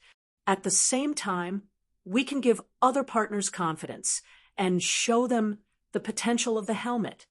Meng Qingwu smiled at this point. Seeing that the sales of the helmets are so good, I'm afraid the empires are all green with envy. Even if they don't eat or drink, they will still make the helmets. The more popular the helmets were, the more significant this was to Miracle City. Reporting to Sir City Lord. At this time, the super smart brain in charge of managing Miracle City, Zero, said, "Sir City Lord, a group of undead have come from the Netherworld Sea's transport tower. They say they are scholars sent by the Netherworld Sea and have been detained by the relevant troops in the transport tower. I ask the City Lord to at most." Scholars? Chu Tian patted his forehead. He remembered. Chu Tian had received a gift from the Nether King not long ago. He had given Chu Tian 50 undead sages. Now that this group of undead had arrived, Chu Tian immediately went to greet this group of envoys. This group of undead could be considered the same. Some were spirits, some were liches, some were skeletons, and some were liches. In short, they were all surrounded by a strong death aura, making it hard for living people to approach them. Chu Tian quickly came forward. "You must be the sages from the Netherworld Sea." The titles of scholars on the continent were Scholar, Great Scholar, Country Scholar, Great Country Scholar, Sage, and Great Sage. Everyone thought that the Netherworld Sea was a king's land surrounded by death all year round, but very few people knew that the Netherworld Sea was the place with the deepest research on the continent. This was because the undead had an unlimited lifespan. This was because the undead didn't have any other pleasures. This was because the undead couldn't increase their cultivation through eating pills or cultivation methods. Therefore, most of the highly intelligent undead would choose the path of research. Actually, according to Chu Tian's knowledge, the reason humans could rise on the continent was because they had obtained large amounts of knowledge from the undead. This knowledge was researched by the undead for tens of thousands of years, and humans used this knowledge as a foundation to create source energy technology. The intelligence of the undead couldn't be underestimated. The undead sages were old undead that had existed for a very long time. Chu Tian knew that although the undead were immortal from a biological point of view, the undead couldn't truly exist forever. Just like the city's smart brain. Zero, who was once a lich, after a long time, the undead's consciousness would gradually disappear. This was a hard-to-resist mental aging. For these fellows to exist for this long, they most likely had some special skills. One of the necromancers came over and said, The Nether King has allowed us to come to Miracle City to study. In the next 5 years, we will be managed by the City Lord. Of course, we will receive the treatment we deserve. All the research materials and consumption will be provided by Miracle City. Was 5 years even considered time to the undead? But to Chu Tian, 5 years was too long. No matter what goal the Nether King had in sending these 50 sage-level scholars to Miracle City, in these 5 years, it was enough for Chu Tian to do a lot of things. These are all things that should be done. What domains are you proficient in? Chu Tian understood how precious these undead sages were. Some of them were proficient in the spatial domain, some were proficient in the spiritual domain, and some were proficient in the soul domain. There were even some that studied time. There were some undead sages that were famous people when they were alive, but they had undead rituals to pursue eternal life. Good, very good. Miracle City needs people, and you've come at the right time. I won't mistreat you. With these sage-level super scholars joining, Miracle Commerce's research and development abilities would increase greatly. The thoughts and ideas that appeared in Chu Tian's mind became more and more crazy because of this. Chapter 626. The Yun Sec's research facility was large, but they lacked peak experts. This was the main difference between Miracle City and the empires. This time the Nether King had sent 50 undead sages from the Netherworld Sea, and they were in different areas. This was undoubtedly a timely help to Miracle City. Chu Tian decided to properly display their value. He would let Miracle Commerce's technology reach another level in a short period of time. What was the Nether King's goal? It didn't matter. He would just treat these sages as studying abroad. Chu Tian wasn't afraid of his technology being stolen because 5 years was enough for Miracle Commerce to cover the entire continent. At that time, even if a portion was stolen, it wouldn't be of much use. Not to mention that Chu Tian's technology was constantly being updated, so the parts that could be stolen would always be outdated. Chu Tian had just settled these undead sages when Meng Qingwu quickly contacted him. There is a special matter. Quickly come back and we'll talk. Chu Tian returned to the Miracle Castle and saw several people dressed in the clothes of various countries. Meng Qingwu immediately introduced them to Chu Tian. A few of the Empire's and Empire-level forces envoys, Feng Yu, Fen Tian, Berserk Beast, Netherworld Ocean, etc. They must have been ordered by their respective bosses to come and discuss some important matters. So it's the envoys of the various countries? Sorry for the disrespect. Chu Tian cupped his hands and directly asked, "What matter do you have to teach this one? How could we dare teach Sir Miracle City's City Lord?" A female envoy from the Wind Moon Empire respectfully said, "We are here on the Emperor's orders to negotiate a cooperation." At this time, the Burning Heaven Empire's people couldn't help saying, "City Lord Chu Tian, our Burning Heaven Empire came first. Even if you want to cooperate, you should cooperate with us first." The Dragon Territories people didn't like it. This business isn't like normal shopping. How can it be first come, first served? Of course, we'll choose whoever has the best conditions. What was this situation? Chu Tian looked at Meng Qingwu beside him with a strange gaze. Meng Qingwu gave a soft cough and explained for the envoys, "Because the miracle helmets are selling so well in the Miracle Shopping Center, it is very regretful that the citizens of the empires didn't manage to buy one. However, it's not that the people in the Empire District don't have the capital and interest. It's just that the speed at which miracle commerce spreads is very limited. Most of the Empire District hasn't been able to cover it yet. Moreover, the bidding period is too short, so they don't have the time and channels to participate." Chu Tian could guess what was going on. It was the emperors who were jealous of Miracle City's profits, so they wanted to come in and earn some more. So, the Burning Heaven Emperor has decided to take out the first batch of 500,000 helmets, and use Miracle Commerce's shopping mall to auction them across the continent. We will also set up auction locations in the various states of the empire, allowing the people of the empire to participate. We can guarantee a good price and let the people of the empire experience the wonders of the miracle helmet. Chu Tian rolled his eyes. What kind of reason was this? If they were really thinking for the citizens of the empire, why would they need to sell it at a high price? They could just directly sell it. They wanted to earn money from their own citizens, but they had to use such a good reason. This kind of thing, Chu Tian could only snort in disdain. But then again, you've made 500,000 helmets this quickly?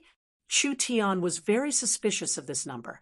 I remember that the large helmet factory in the Burning Heaven Empire had just been built. Could it be that you can make helmets out of thin air? The Heaven Burning Empire envoy said in a serious tone, "The helmets haven't been made yet, but we can sell them first. We'll have a 3-5 day auction, and then wait another 3-5 days. Won't we have finished making the helmets?"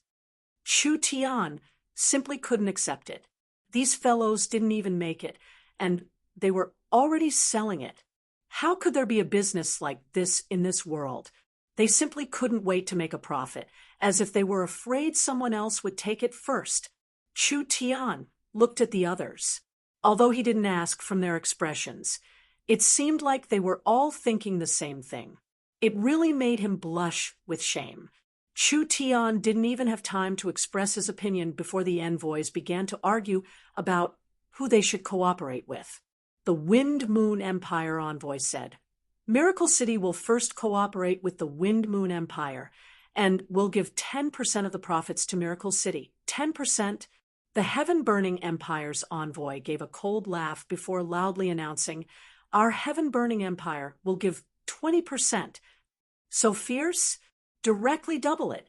The Dragon Territory envoy was even more arrogant. Dragon Territory is willing to give 30%. Chu Tian and Meng Qingwu watched these envoys fight to the side. A quarter of the profits would be given to Miracle Commerce. Miracle Commerce could really earn money lying down. Chu Tian even suspected that if they continued to argue, they would raise the chips to 50%. These powers were in a long-term competition with each other. Therefore, they would rather earn less or not earn at all than let the other side earn.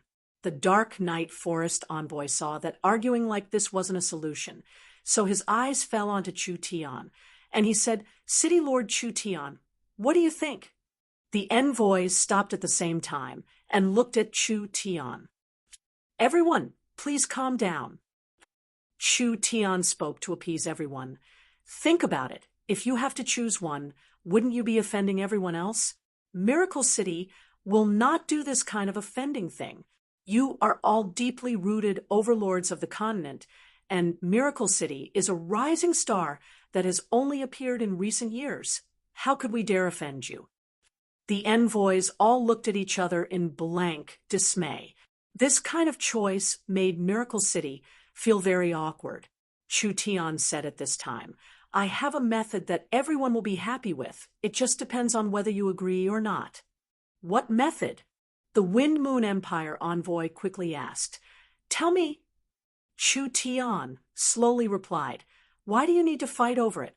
Our era is developing very quickly, so don't think about eating alone. Sharing and cooperating is the way to prosperity in the future, so we can all become rich together." The envoys didn't understand.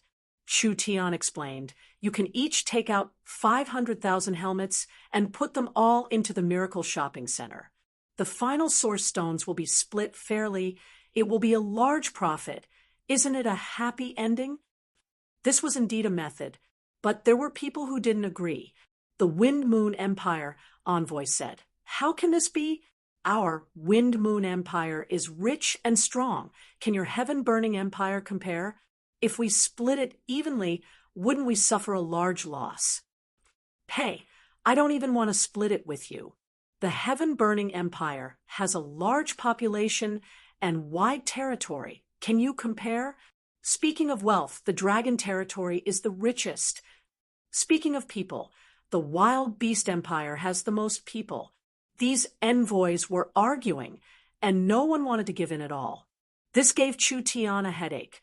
Meng Qingwu couldn't help standing up and saying, "Everyone listen to me." Meng Qingwu was a person with a lot of prestige. The envoys were clear in their hearts that the one in charge of Miracle City was this woman, so it was best to restrain themselves in front of this woman.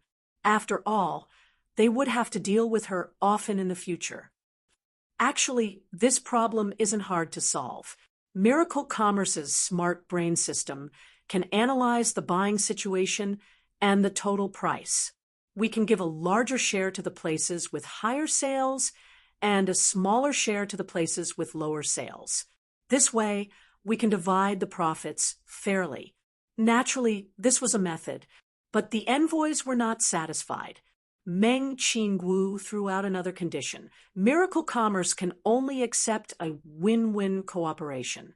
As for Miracle City's share, we only want 20%. If the envoys can go back and convince His Majesty, we can immediately begin our cooperation. Otherwise, it will be hard. So I ask you to weigh the pros and cons. Was there a choice? Who didn't like to earn more source stones? The empires didn't have a channel like the Miracle Shopping Center. So even if they produced the helmets, they wouldn't be able to sell them. The production of the helmets hadn't reached a large scale yet. So how much could they earn by selling the helmets at the same price? This bit of source stones was nothing in the eyes of the empires. The envoys brought back Meng Qingwu's words. On the same day, the rulers held a meeting with Meng Qingwu using the spiritual helmets. They all agreed to Meng Qingwu's proposal, mainly discussing the details. For example, how many helmets each empire would reserve to prevent the first batch of helmets being bought by other empires. For example, how to divide the profits of the helmets so they wouldn't have to fight over the profits after they were sold. After Meng Qingwu mediated, finally she came up with a proposal that everyone was satisfied with. This matter was decided like this: the Wind Moon Empire, the Heaven Burning Empire, the Wild Beast Empire, the Dark Night Forest, the Dragon Territory, and the Netherworld Sea. These 6 main powers would each provide 500,000 helmets for a total of 3 million helmets. They would all be placed in the Miracle Shopping Center for auction. The range of the bidding this time was even wider. Each empire had a place to bid in their country states and affiliated imperial cities. This meant that the spending power of the country and the outside world would be mobilized, and the bidding time would be longer, reaching a full 7 days, allowing the rich people from all walks of life to bid. For the miracle helmets to become a popular product on the continent, it would take at least another year or two. Right now, the miracle helmets were just a luxury item for the rich. There were no rich people on the continent that were worth hundreds of millions of source stones. These fellows didn't lack money at all. As long as they could experience the spiritual helmets, what did it matter if they spent 50,000 or more source stones? In order to have more reason to bid, Miracle Commerce began to wildly advertise to the outside. The Miracle City Lord's wedding was coming, and this was the last batch of miracle helmets before the Miracle Continent opened. If they missed this chance, they would have to wait at least another month or two. Chapter 627. The helmets were working with the 6 empire-level powers, so there were many diplomatic matters that needed to be dealt with. It was best to let Meng Qingwu mediate. The empires were determined to make a profit. Miracle Commerce could also make a sum of source stones, so why wouldn't they do it? Actually, source stones was secondary. Miracle Commerce could use this chance to spread out the miracle shopping centers. Although they didn't have enough time to build a complete miracle shopping center, they could help the empire powers build temporary stations in the main cities. These temporary stations couldn't be opened because of logistics, but it was enough to buy the helmets. This was because it wasn't hard for Miracle Commerce to send information. The Heavens Net airships existed to build a communication network, so a single Heavens Net airship could cover a large area. Miracle Commerce's Heavens Net airships could be mass-produced long ago, therefore they could quickly spread the information network in the main areas of the empires. 3 million helmets, with a base price of 20 source stones. The bidders could buy them at a higher price. It was unknown how many times the average price would be this time, but it would definitely surpass the previous sale by Miracle Commerce. On one hand, this was because this sale was targeted at richer people, and on the other hand, after Miracle Commerce's previous auction, the Miracle helmets had become a hot topic on the continent, receiving more attention than ever before. Not to mention the fact that the Miracle continent was about to open. This was an important factor that pushed people to buy the helmets. This was because, according to what Miracle Commerce revealed, the earlier they entered the Miracle continent, the more opportunities they would have in the virtual world. Once the Miracle continent became the spiritual home of the people of the continent, its value could not be measured. Paying several tens of thousands of source stones was not worth mentioning at all. Chu Tian's work was also very important. He brought Ying Ying and Jean Luo to ride the elevator, first arriving at the Gnome research base. Chu Tian remembered the first time he came to this research base, the entire underground research base had stopped operating due to a lack of funds. At that time, the maintenance cost of several tens of thousands of source stones was enough to force a large research base down. Now that the underground research base was not only fully operating, it had more than doubled in size. With 10 million source stones invested every month, this number would continue to rise. In the center of the underground research center was a gigantic energy shield. This energy shield was powered by Miracle City's energy system. So unless the attacker's strength surpassed Miracle City's energy, it was impossible to break through this shield. Even if an Emperor-level expert came, they would need over half a day to break it. So this is the spiritual connection terminal. Meng Yingying already knew that Miracle City had this thing, but this was her first time seeing it. She blinked and asked Chu Tian, "This thing, can it really provide a spiritual connection to the entire continent?" Chu Tian said snappily, "Do you know how long Miracle Commerce prepared and how many source stones they invested to build it? There are several 100,000 helmets being released, and even if you add in the 3 million that will be released, there are less than 500. If we can't even connect to this bit of consciousness, what is the point of the Miracle continent existing?" They walked into the barrier. Meng Yingying felt a powerful spiritual energy spread out, and she looked at the scene in front of her in shock.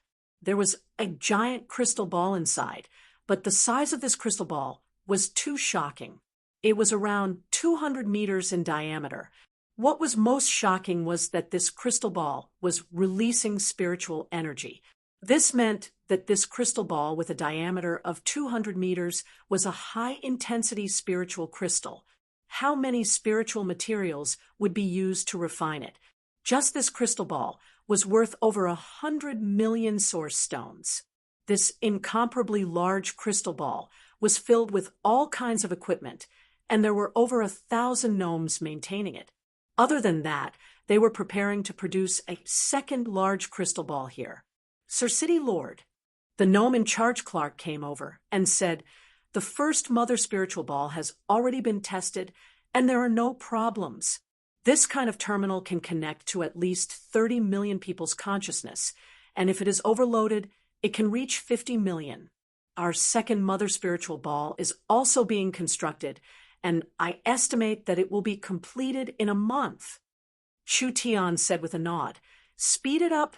The more mother spiritual balls, the better." Although there is no requirement for the capacity in the short term, the Miracle Commerce helmets will explode in half a year. We will receive a large test and challenge in all aspects. "Yes, Sir City Lord. I'll inspect it first." Now that the entire continent knew that Miracle City was preparing to open the Miracle Continent, if something went wrong at this crucial time, Not only would the company lose face, even Chu Tian wouldn't be able to put his face.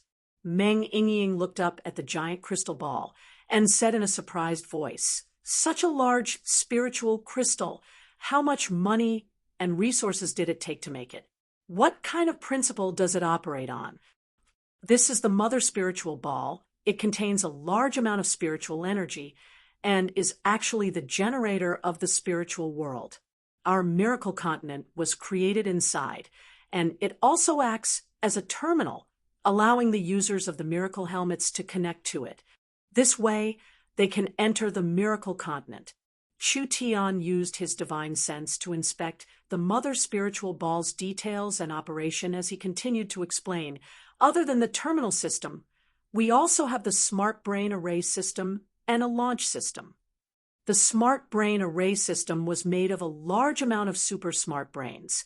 These super smart brains were distributed throughout Miracle City because the changes, order, and laws of the miracle continent needed to be stable. This had a very high requirement for data processing, so it wasn't enough without a large amount of smart brains. The launch system was made of large amounts of launch towers. Although spiritual energy was different from other kinds of energy, and spiritual energy wouldn't weaken with distance, it could still be disturbed by other strong spiritual energy arrays or mines. In order to prevent this from happening, Miracle City had to increase the spiritual signal sending and receiving ability to ensure that it could cover the entire continent." Chu Tian finished his inspection.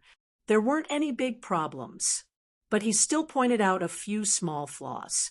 Meng Yingying looked at the incomparably large mother spiritual ball in front of her with anticipation. "I really want to see the miracle continent as soon as possible. Our miracle commerce has created a world. It's even stronger than a spiritual god." Chu Tian smiled as he held his fiancée's hand. "What are you in a rush for? I'll definitely give you a pleasant surprise at that time." While Chu Tian was busy with the final inspection and preparations for the Miracle Continent's wedding, the Miracle Shopping Center was already in full swing. Chu Tian used a day or two to guide and repair the Mother Spiritual Ball's construction and maintenance before leaving the underground research center. He returned to the surface to personally prepare for the wedding. This was the official start of the new round of auction sales. Meng Qingwu used the smart brain to calculate the first day's data. There were a total of 19,130,000 people bidding, with a total of 89,600,000 times. When this data was announced, everyone was shocked. The first day of the new round of auction sales hadn't even ended yet. There were many important areas of the empire that hadn't even set up a temporary station, but the data had already far surpassed the previous 3 days. It could be imagined just how popular the miracle helmets were. The miracle helmets weren't just a practical item now. The buyers were using it to show their status and identity. This was a symbol of wealth and strength. Meng Qingwu targeted the mentality of this group of people. Therefore, she specially announced that before the Miracle Continent opened, all the helmets in advance would be limited edition commemorative helmets that were completely different from the future helmets. As long as the buyer was over 3 times the price, they would all receive a souvenir. The buyers in the top 10% would all receive a precious mark to show their status. The buyers in the top 1% would have the right to use special materials to customize the helmet's appearance or quality. Miracle Commerce didn't need to invest too much in these things, but the results were very shocking. When the first day of auction sales ended and the data was taken out, the Miracle Commerce people were all stunned. The first place bid was 2 million source stones. The lowest ranking helmet out of 3 million was 200. This number was already double the first time they sold the helmets. When Meng Qingwu sent the data to the emperors, these emperors were all dumbfounded. It wouldn't be strange if this number was obtained on the last day, but to reach this level on the first day, this was a bit too shocking, far surpassing their expectations. Everyone was filled with anticipation. What kind of shocking number would this sale bring? Chapter 628. The auction was like a raging fire. Each piece of data was explosively increasing. From the emperor to the common people, they all paid close attention to this change, treating it as entertainment after a meal.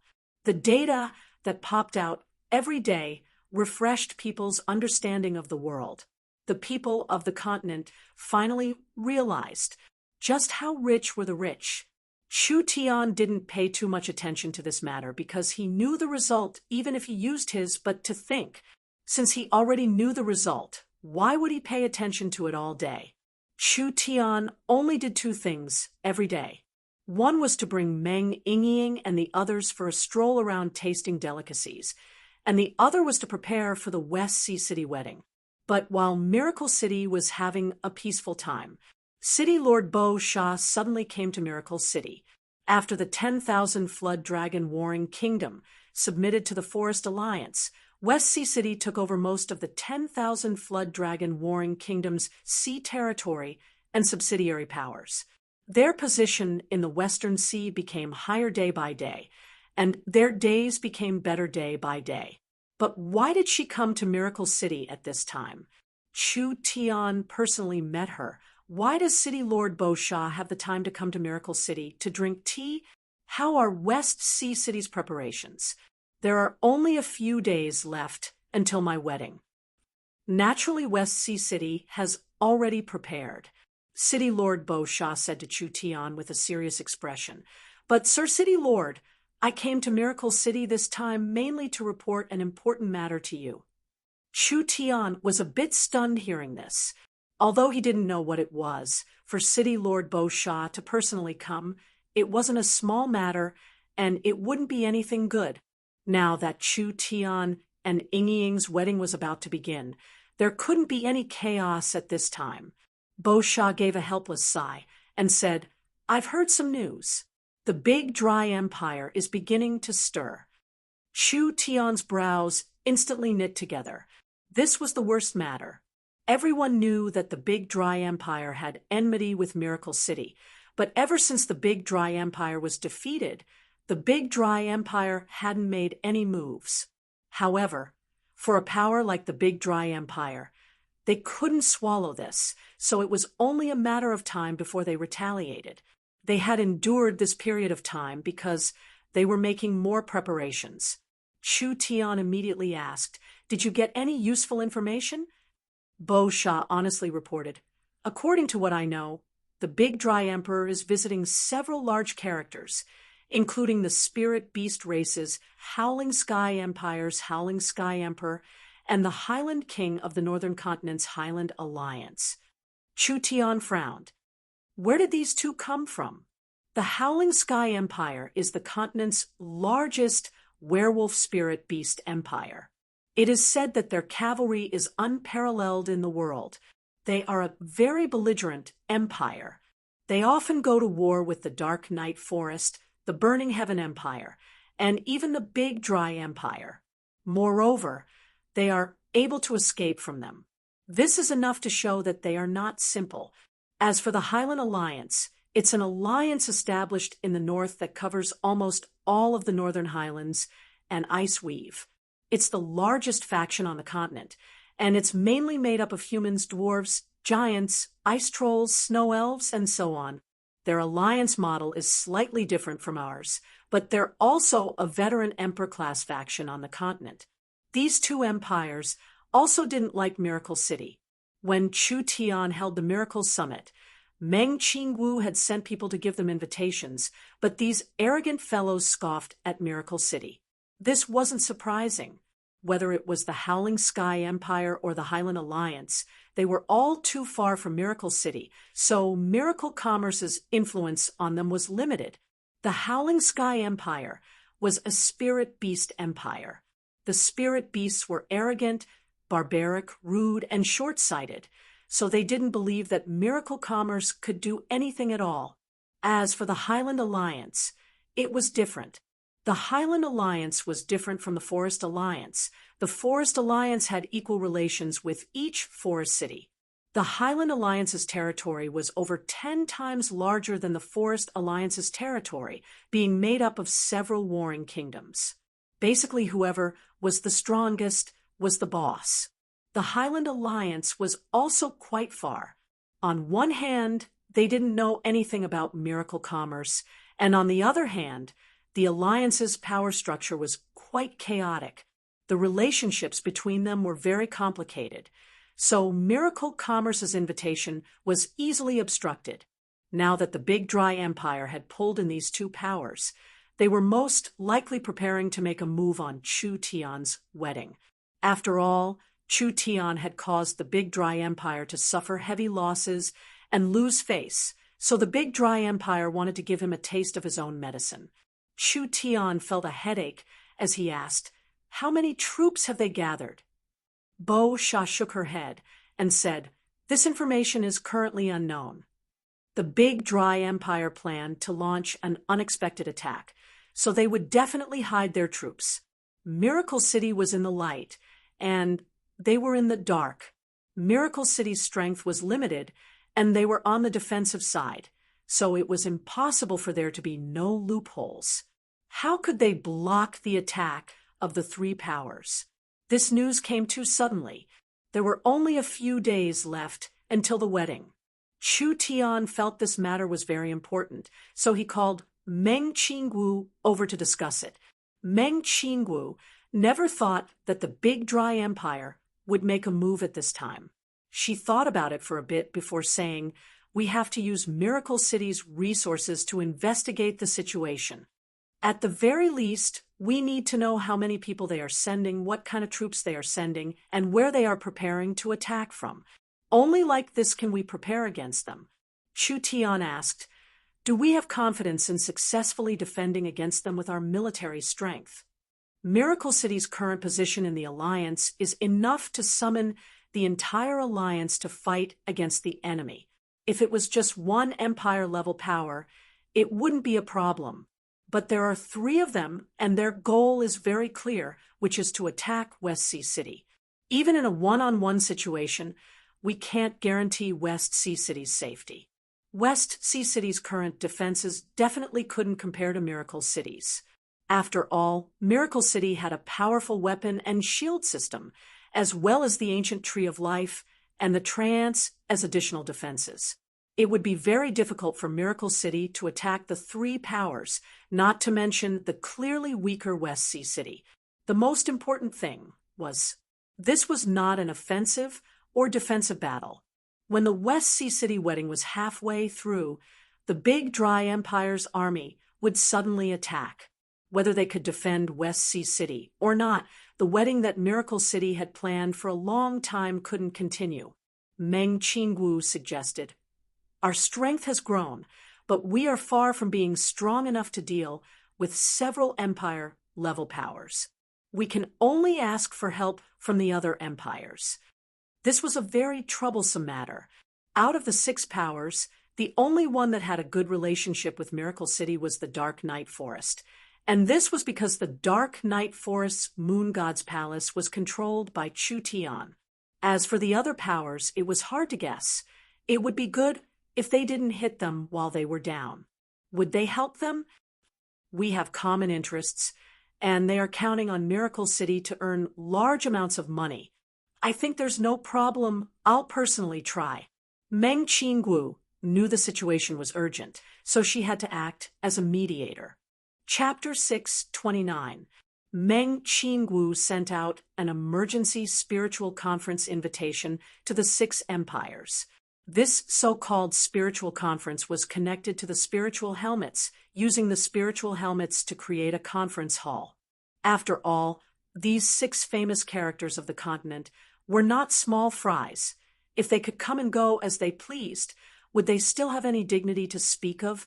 If they didn't have any dignity, Miracle City wouldn't have any good days ahead of them. The spiritual conference could solve their worries.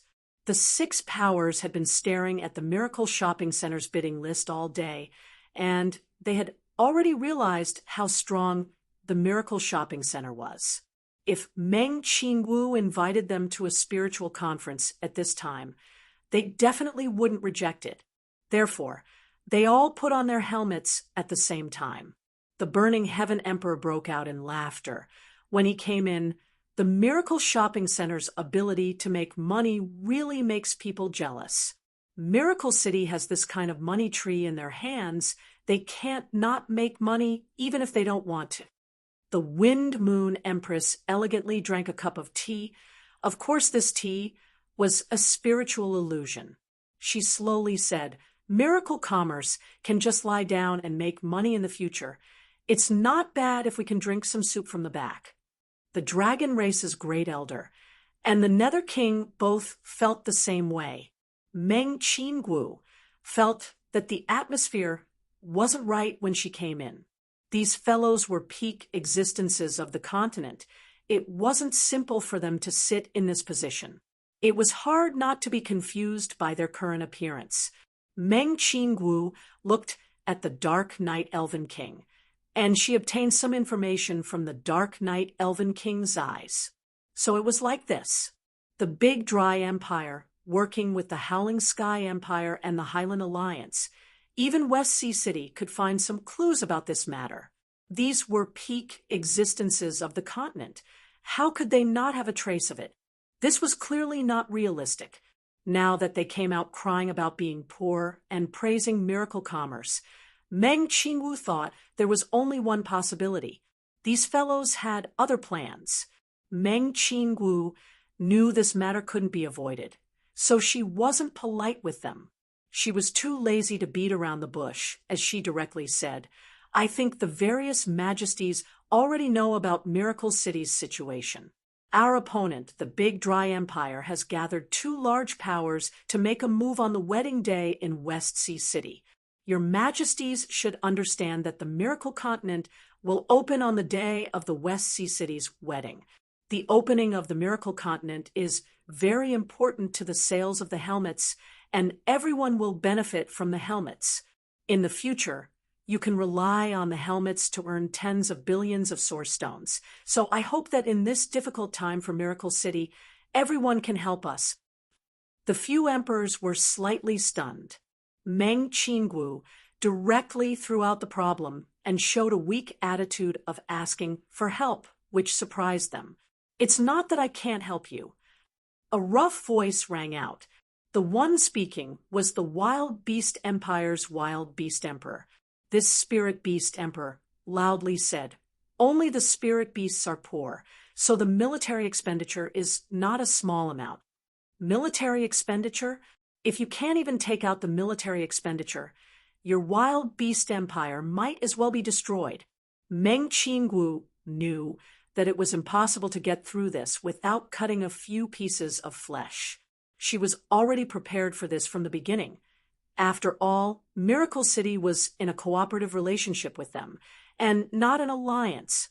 They had no obligation to send troops for Miracle City. Therefore, they could only think of how to maximize their benefits. Miracle City wouldn't be destroyed this time. But once the Big Dry Empire's army interrupted the long-awaited West Sea City wedding, causing the opening of the Miracle Continent to be delayed, Miracle Commerce's reputation and prestige on the continent would be greatly reduced. Once West Sea City fell, Miracle City would lose the entire West Sea, which would be a very large loss. Meng Qingwu said without even thinking, "Miracle City only wants 10% of the profit from selling the helmets. The rest will belong to everyone here." This sentence was worth at least several hundred million source stones. What kind of concept was several hundred million source stones? The Wild Beast Empire was a bit poor, and the per capita value of the Spirit Beast Empire. They only received several hundred million in taxes each month. This was an empire with over 10 billion people, but their annual income was this pitiful. Meng Qingwu didn't even blink, as she gave up several hundred million source stones. Don't you want source stones? Don't you want military expenditure? I don't believe several hundred million source stones aren't enough. City Lord Meng, please don't think that we're taking advantage of you. Actually, we really want to help you. Burning Heaven Emperor had a troubled look on his face. Once we start fighting, we will offend three forces of the same scale. We have to weigh the pros and cons carefully, so the matter of primordial stones is not important. Meng Qingwu directly said, "Everyone, don't forget that we are in a cooperative relationship. If anything happens to miracle commerce, you will all be affected. Once the miracle continent is delayed, the popularity of the miracle helmets will greatly decrease. Other than that, our future cooperation won't work and everyone will suffer losses. I'm afraid it won't be as simple as using source stones."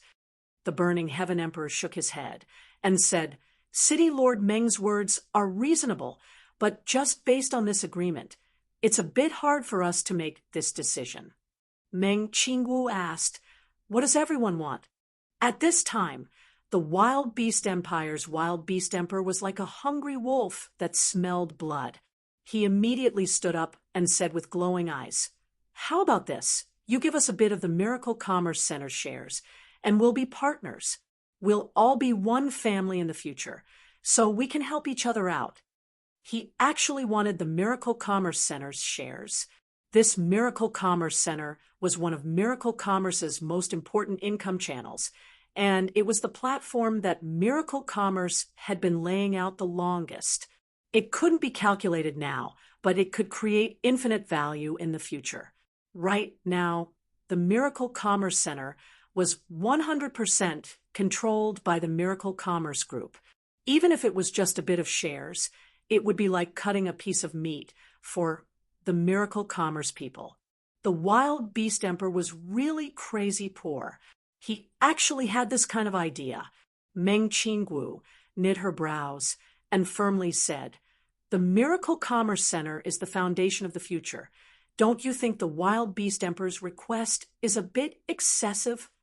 The dragon race's great elder couldn't help saying, "The Miracle Commerce Center's value is hard to calculate, but because this platform has too much potential, if Miracle Commerce monopolizes the continent in the future, wouldn't we really have to beg for food behind Miracle Commerce's back? Even from a strategic point of view, Miracle Commerce shouldn't completely control the Miracle Commerce Center. This will only make the other powers of the continent feel fear towards you and Miracle City." These words were more reasonable than the Wild Beast Emperor's. The Miracle Commerce Center covered the entire continent, and the entire business was controlled by Miracle City. If there was a conflict with Miracle City, would just a single Miracle Commerce Center be enough to kill them? This kind of situation where those who complied would prosper and those who disobeyed would perish was not something any ruler wanted to see. Meng Qingwu didn't give an inch as she bargained. "Other than giving us 10% of the profits from the Miracle Helmets, Miracle City and Miracle Commerce can stop producing helmets in the future and let you enjoy all the profits from the Miracle Helmets." This was another large piece of the cake being cut out. Miracle Commerce wouldn't make their own helmets in the future, which meant that Miracle Commerce would have to research and develop their helmets.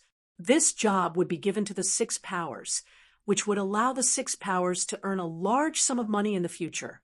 The Wind Moon Empress couldn't help saying, "We can develop to this day because of the thousands of years of our ancestors' capital. Even if we are poor, we have at least 100 billion source stones in reserve. We want peace of mind, and you have to know that it is hard to fight for a country and even harder to defend it. The previous emperor's foundation can't go downhill in our hands." The Nether King didn't say a word, but this was the basic meaning. This argument went back and forth for over an hour. The emperors seemed like they had eaten Miracle City up. They knew that Miracle City didn't have time to think at all because the West Sea City wedding was in a few days. How could they have time to slowly negotiate? This situation was too pressing. Meng Qingwu never thought these fellows would be so shrewd. No matter how they argued, they were all watertight.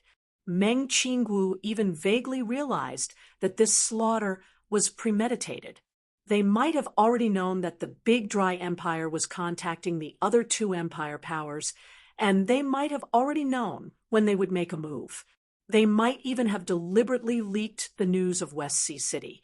The most important thing was, it wasn't hard for the emperors to investigate Miracle Commerce's mission. This wedding involved Meng Yingying and Chu Tian. Both of them were the most important people to Meng Qingwu. Everyone had a weakness. Even a smart person like Meng Qingwu was no exception. So as long as they grasped this point, they were confident they could make a large profit. Meng Qingwu realized that she was in a passive position. She also realized how important strength was. If Miracle Commerce was strong enough, why would they waste their breath on them? Investing a large amount in military construction was correct, but now it seemed like it wasn't big enough. They needed to increase it. Meng Qingwu wasted 2 hours. She didn't want to waste time, so she threw out her final bottom line. Other than the 10% profit from the helmet sales and the promise that Miracle Commerce won't make any more helmets, I can give you the rights to operate the Miracle Commerce Centers in your area, allowing you to personally manage the Miracle Commerce Centers and the local trading network. Miracle Commerce won't interfere, and you just need to give Miracle Commerce a commission based on your actual income each year. The Wild Beast Emperor was a bit unhappy. We still need to pay? Your Majesties, this is Miracle Commerce's final bottom line. Meng Qingwu's expression was very serious. Like this, since the Miracle Commerce Centers are in your hands, your so-called worries don't exist. If your Majesties still can't accept this, please forgive Meng Qingwu for not being able to continue this discussion. Meng Qingwu said this, and gave the Night Elven King a look. The Night Elven King Eunice gave 2 soft coughs before saying, "Everyone take a step back. This result is good for us. I don't care what you think, the Dark Knight Forest agrees."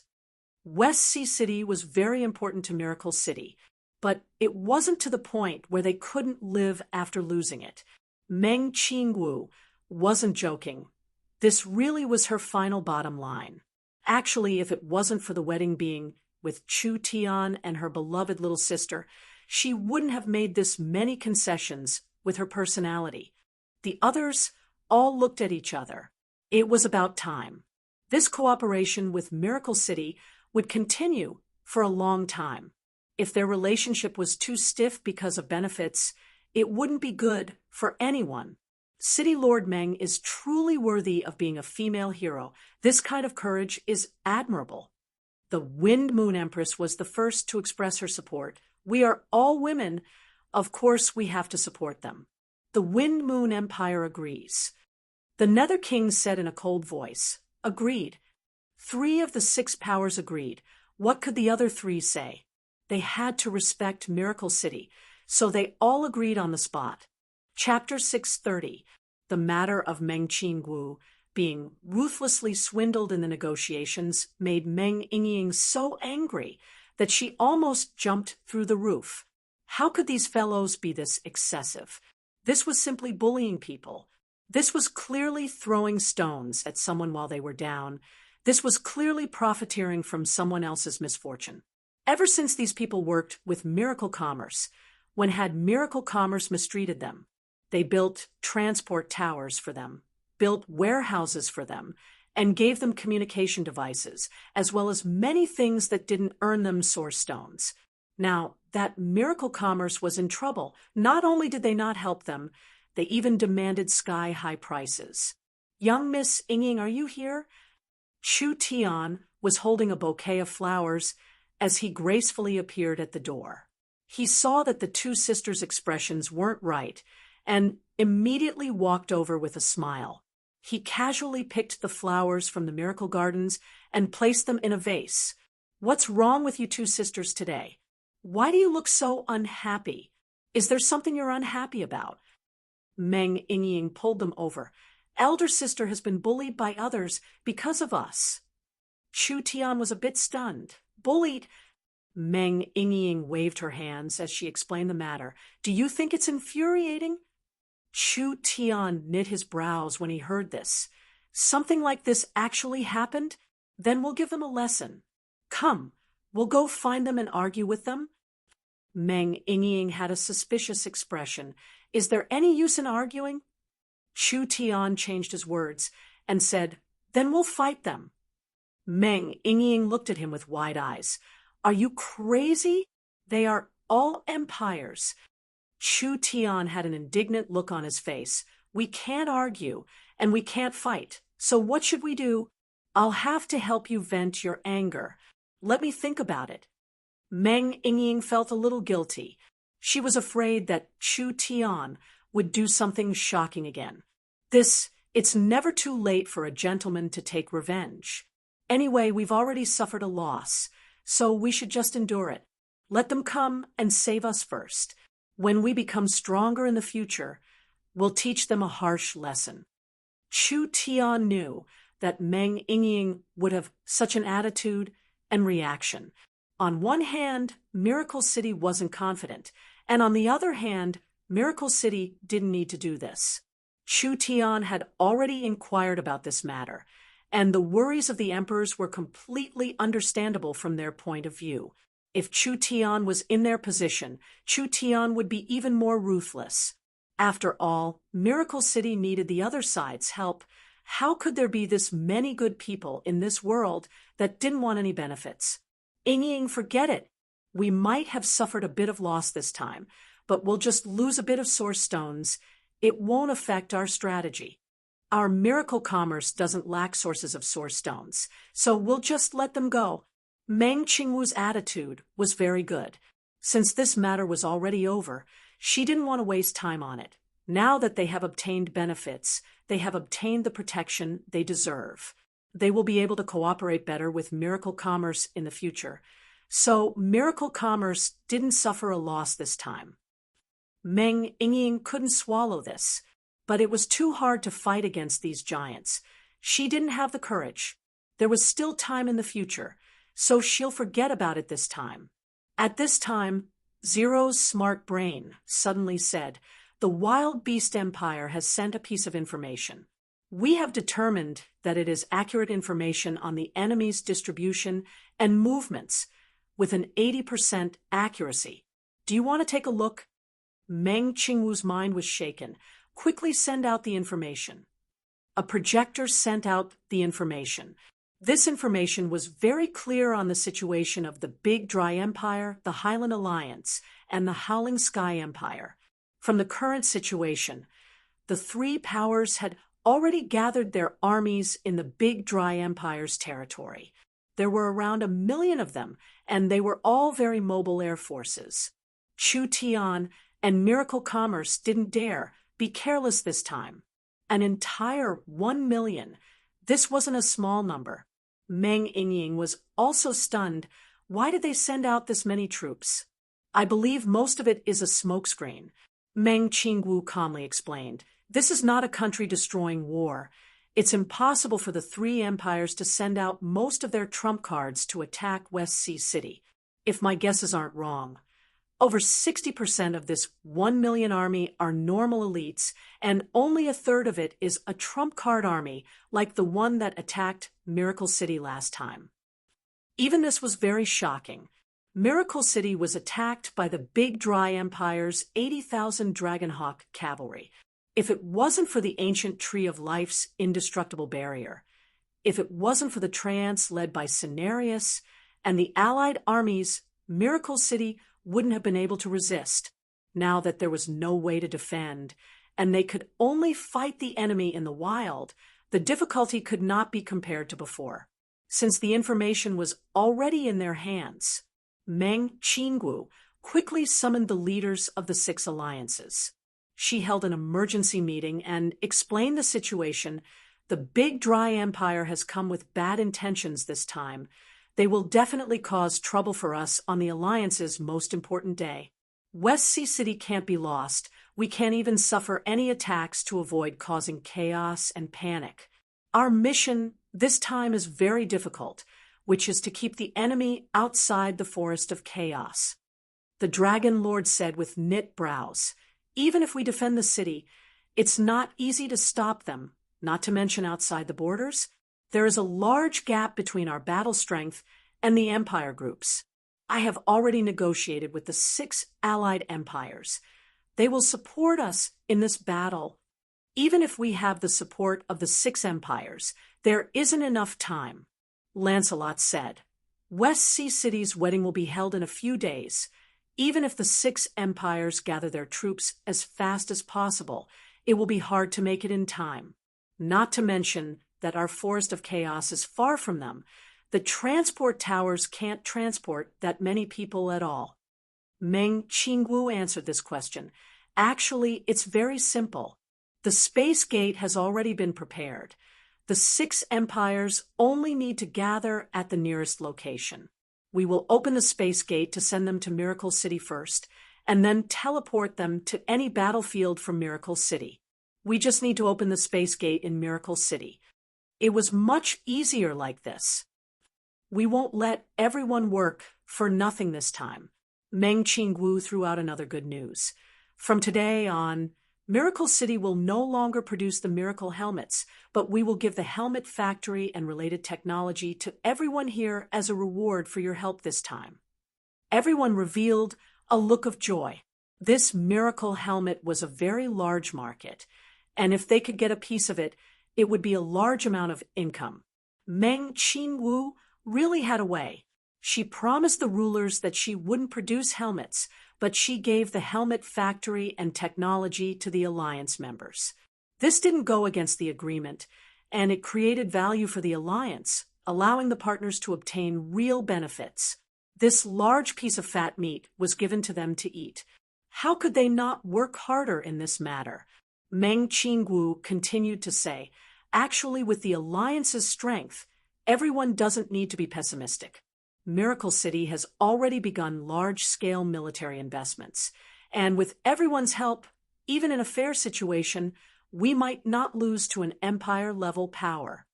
These people were half believing and half doubting these words. Miracle City had indeed defeated the Big Dry Empire once, but that victory was mainly because the Big Dry Empire didn't have enough intelligence and their love rivals. Other than that, Miracle City had the advantage of being the defending side, and it hadn't been long since the second battle began. The 2 battles were just different in terms of strength. Chapter 631. Everyone is on the same side. Miracle Commerce does not have any secrets to hide from you. Meng Qingwu was not a boastful person. She knew that no matter how extravagant her words were, it was better to directly show everyone something. Therefore, she directly ordered the smart brain, Zero, please show the newest weapon to the sirs. Yes, Vice City Lord. Zero shot out several beams of light that landed in the center of the conference hall. The various beams of light combined to form a 3-dimensional image. This was a set of mech suits. There were 8 metal arms on the back, making it look like a large spider. This mech suit was completely different from the previous rough designs. The mech suit was completely streamlined, filled with a sense of technology and power. The single-soldier mech suit has always been one of Miracle Commerce's most important weapons, but compared to the previous designs, there has been a large breakthrough in this research. Zero immediately began to explain, and the image began to change. This single-soldier spider mech suit uses the moon's high energy source, so its energy intensity is several times that of the past. Other than that, it has 2 layers of shields that can block a true spirit expert's attack 6-8 times. It is equipped with 8 attack systems and also has a battle support system. Other than that, the main body of the mech suit is made of liquid metal, so it can change its size according to the wearer's body. Meng Qingwu added, we have already produced 100,000 spider mech suits, and they have already been equipped in Miracle City's strongest army. I believe that this mech suit army will become the mainstay of the battlefield.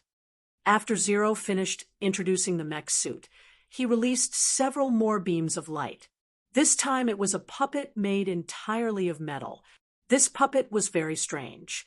Not only did it have human limbs, it also had a strange triangular wing on its back, so it should have the ability to fly. This is Miracle Commerce's newest winged battle robot. It also uses the moon's crystal oil as an energy source. It can adapt to all kinds of battles on land, sea, and air. This is a battle weapon made purely for the battlefield. It is a battle puppet without any intelligence. It has absolute obedience, absolute execution, absolute efficiency, and absolute precision. It can be directly controlled by a smart brain, with a total of 10 attack systems and weapons that can adapt to all kinds of battlefield environments. Meng Qingguo then added, Miracle City has already produced 50,000 of these winged battle robots. Their appearance will definitely be the enemy's nightmare. The 6 magnates were shocked when they heard this. Miracle City's new weapons used the special crystal oil energy extracted from the moon, so the strength of these weapons was several times stronger than before. Therefore, the power of the weapons and the defense of the shields were also several times stronger. This was a qualitative leap. The development of the moon had a large effect on Miracle City. Just the 100,000 mecha troopers and 50,000 mechanical soldiers would be a force to reckon with. With the help of the experts from a few major organizations, it would be enough to contend with an empire-level organization's army. Miracle City still had powerful warships. If they could send out several warships and several hundred Black Thunder fighters, they could even fight 1 or 2 of them. As everyone can see, Miracle City's equipment has been upgraded, and the abilities of our fighter jets and battleships have been greatly increased. Other than that, there are many new weapons that everyone has never seen before, especially in the field of deep space weapons. I'll let everyone take a look now. After Zero obtained Meng Qingguo's permission, he released a 3-dimensional image. This was a large metal barrel with 2 iron wings slowly moving in the deep space. Actually, if one looked carefully, they would find that it wasn't a metal barrel at all, but rather a very large cannon. Zero introduced it. This is one of Miracle City's most important recent deep space laser cannons. It is over 500,000 meters away from the ground and is surrounded by the astral wind layer, so the continent's creatures can't approach it. The deep space laser cannon is a special source energy cannon. It is highly condensed energy and has a long range and high accuracy, becoming Miracle City's new top-tier weapon. The deep space laser cannon can shoot a strong energy beam from 500,000 meters away, directly attacking targets on the ground. This kind of weapon is basically unbeatable on the battlefield. The breathing of the Alliance leaders became heavy. What a terrifying war weapon this was. It was suspended in a place that people couldn't hit, but it could attack any target on the ground. It was simply a sword of judgment hanging above their heads, making it impossible for people to defend against it. Meng Qingguo saw everyone's expressions and revealed a proud smile. The deep space laser cannon is a weapon that Miracle City has just spent a lot of money on. Only 2 of them have been made. We can use this battlefield to test the effects of the deep space laser cannon. This kind of basically unbeatable weapon appeared. It was an absolute nightmare for all enemies. The laser cannon could not only kill ground troops, it could also accurately attack enemy cities and hidden structures. With the continent's current level of warfare, they didn't have a good way to defend against this kind of weapon. Zero projected a 3-dimensional image again. This was another very special thing. It was like a huge round iron ball, but its surface was covered with dense holes. Zero explained, this is a deep space missile launch center that can store over 100,000 missiles at once. It is controlled by the smart brain, and it can shoot out 200 missiles per second in a few minutes. If the deep space laser cannon is a fixed-point attack weapon, then the Deep Space Missile Launch Center is a god of destruction. Meng Qingguo added, the Honeycomb Missile Launch Center has just produced one. We can also test its power in this battle. It's a pity that Miracle City's new ship manufacturing factory hasn't been completed yet. Otherwise, once Miracle City's fleet reaches a certain scale, adding in the fighter jets, mech suits, mechanical soldiers, deep space weapons and ground weapons. Combining all of them, the continent won't need to fear anyone. Whether it was the Dragon Lord or the Elven King, they were all convinced now. Not only were they convinced, they were also shocked by Miracle City's military might. It was only a matter of time before this power dominated this plane. In short, in front of a great enemy, our alliance has to be united, Meng Qingwu concluded.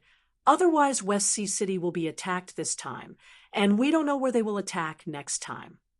Thunder's Fury said, "We will advance and retreat with Miracle City." Right, right. Burst Claw said without any hesitation, "We will also advance and retreat with Miracle City." Meng Qingwu nodded in satisfaction. She began to arrange a defense plan, and when she finished everything, the auction for the helmets had just ended. Meng Yingying directly found Chu Tian and asked, Chu Tian, quickly tell me, how much did we earn from selling the helmets? Quickly tell me." Chu Tian replied, "Only 450 million. 450 million? That much?" Meng Yingying was shocked by this number, but after carefully calculating it, she felt that there was a problem. How could we only earn 450 million from 3 million helmets? This is impossible. Chu Tian said, "Stupid, this 450 million was earned by our Miracle City. We only took a tenth of the total. The other 90% was divided by the 6 large countries. A tenth was 450 million, then wouldn't the total be 4.5 billion? Meng Yingying felt like she was suffocating and instantly felt a strong sense of dizziness. Although she knew that the miracle helmets were very profitable and that this number would exceed 3 times, she never would have thought that it would create a shocking 4.5 billion profit. The miracle helmets were a bit troublesome to make, but the cost was actually very low. The 4.5 billion was basically a profit, and each of the 6 large powers would receive around 670 million. This time, the emperors might not be able to close their mouths from smiling. Chapter 632. The 6 empire-level powers became the biggest winners in this matter. In this money-making operation, just by relying on Miracle City's hype, they instantly made 600-700 million source stones. To a poor country like the Wild Beast Empire, this was equivalent to a month's worth of tax. When Miracle City was in danger, they took advantage of the situation to obtain all kinds of benefits and protection. Perhaps this value wasn't shown yet, but looking at the future, it would be calculated in the tens of billions of source stones.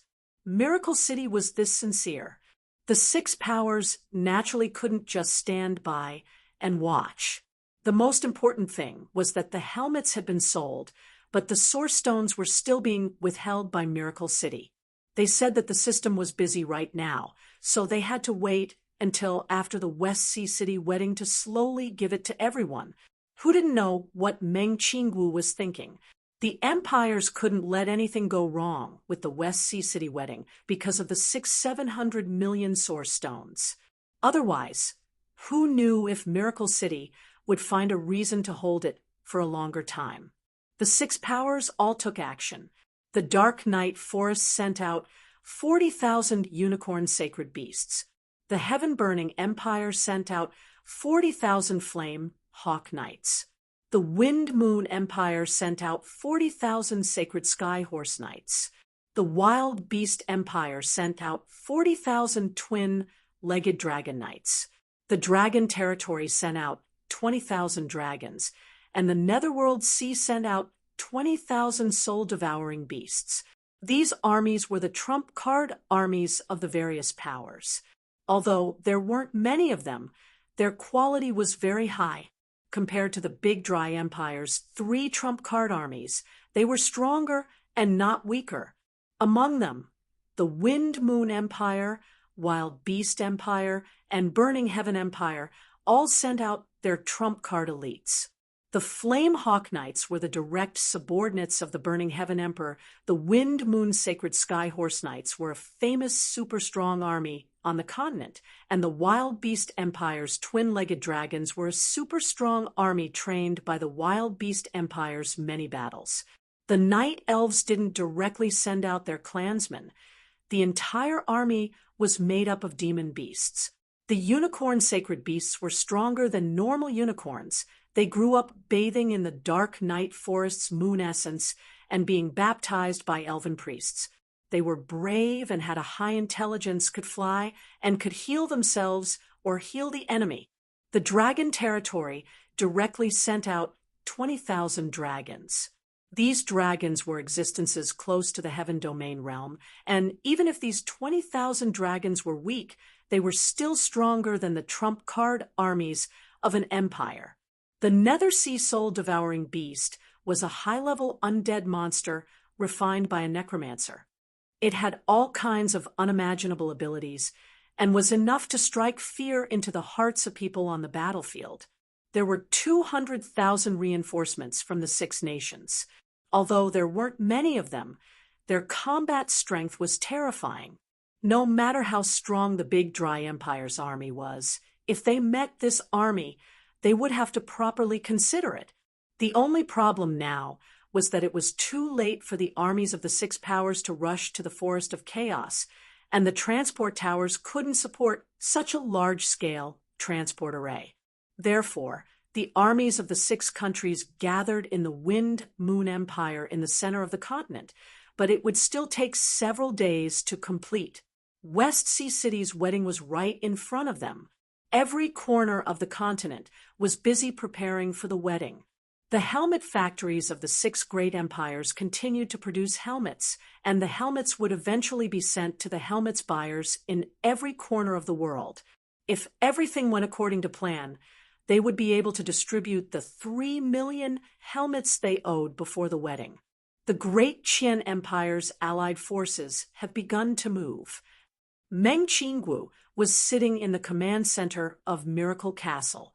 When she learned of this news, Miracle City's powerful information system began to operate. Several dozen Heaven's Eye airships were monitoring the situation, so Miracle City could clearly see the Big Dry Empire's every move. Miracle City had been patiently waiting. They were mainly afraid of a 1 in 10,000 chance of accidental injuries. What if the Big Dry Empire wasn't gathering their army to deal with the Forest of Chaos? Now that their army was moving at this critical moment, this meant that there was no 1 in 10,000 chance of a misunderstanding. Their sword was pointed at the Western Sea, and their intentions were clear, so they didn't need to be merciful.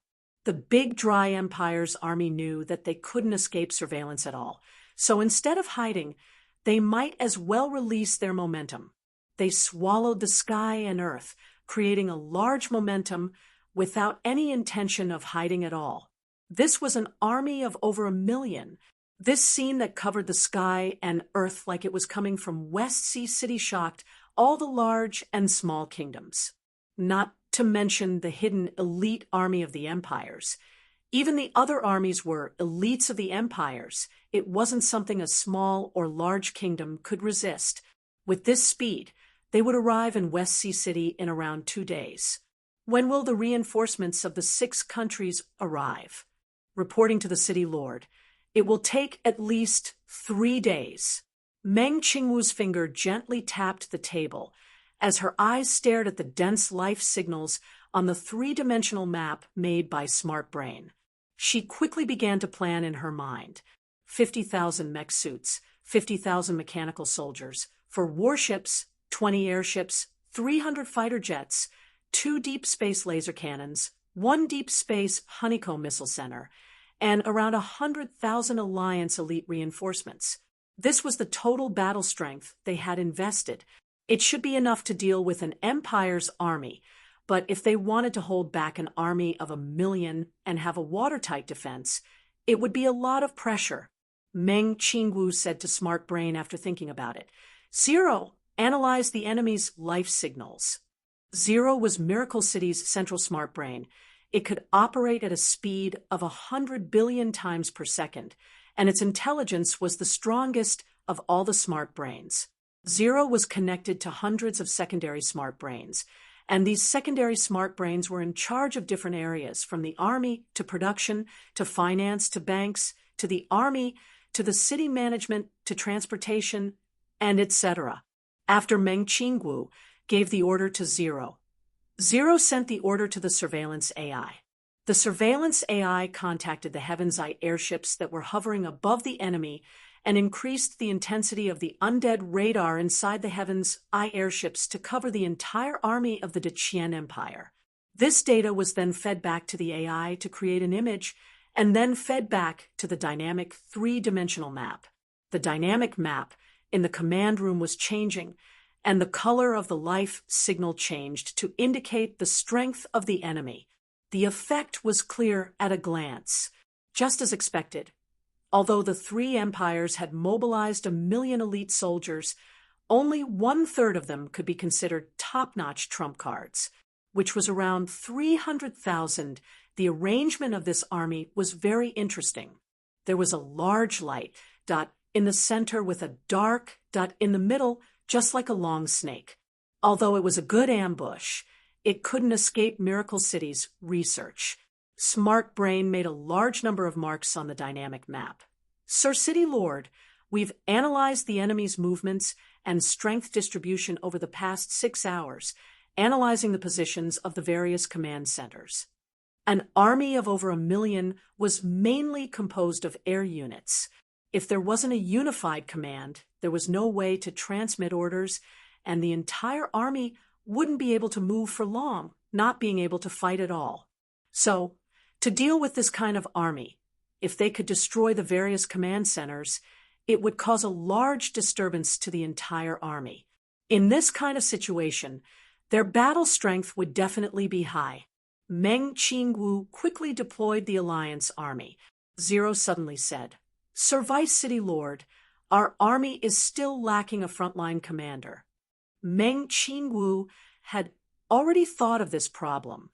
Although Miracle City's army could be commanded from afar or by Smart Brain, there was not only Miracle City's direct army, there was also the Forest Alliance's allied army and the Six Empires army.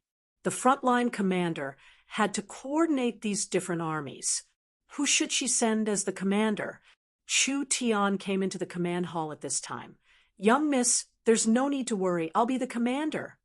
"Stop messing around." Meng Qingwu glared at him.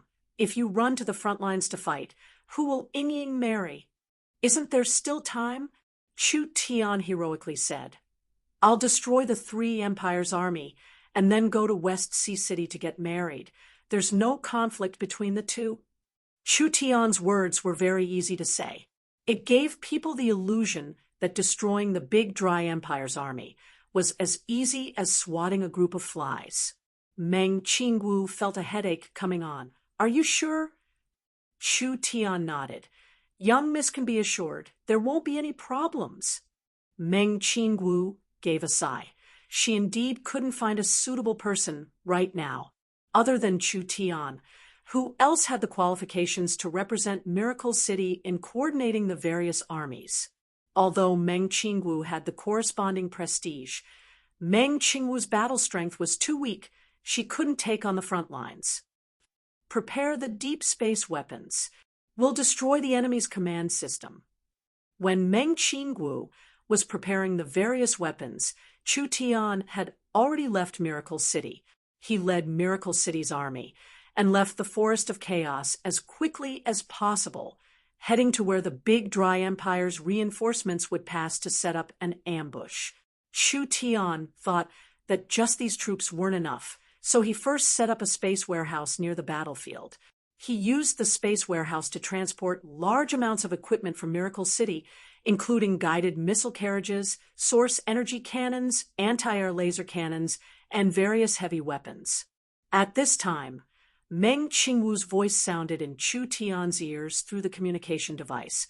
"Pay attention. The enemy's main force is less than 300 miles away. Miracle City's deep space weapons have been prepared. They will be activated now." Understood. We'll show them something good this time. Chu Tian's lips curled into a faint smile as he gently raised his hand. Have the guided missile unit prepare. Let's cooperate with the deep space weapons and give these fellows a large gift.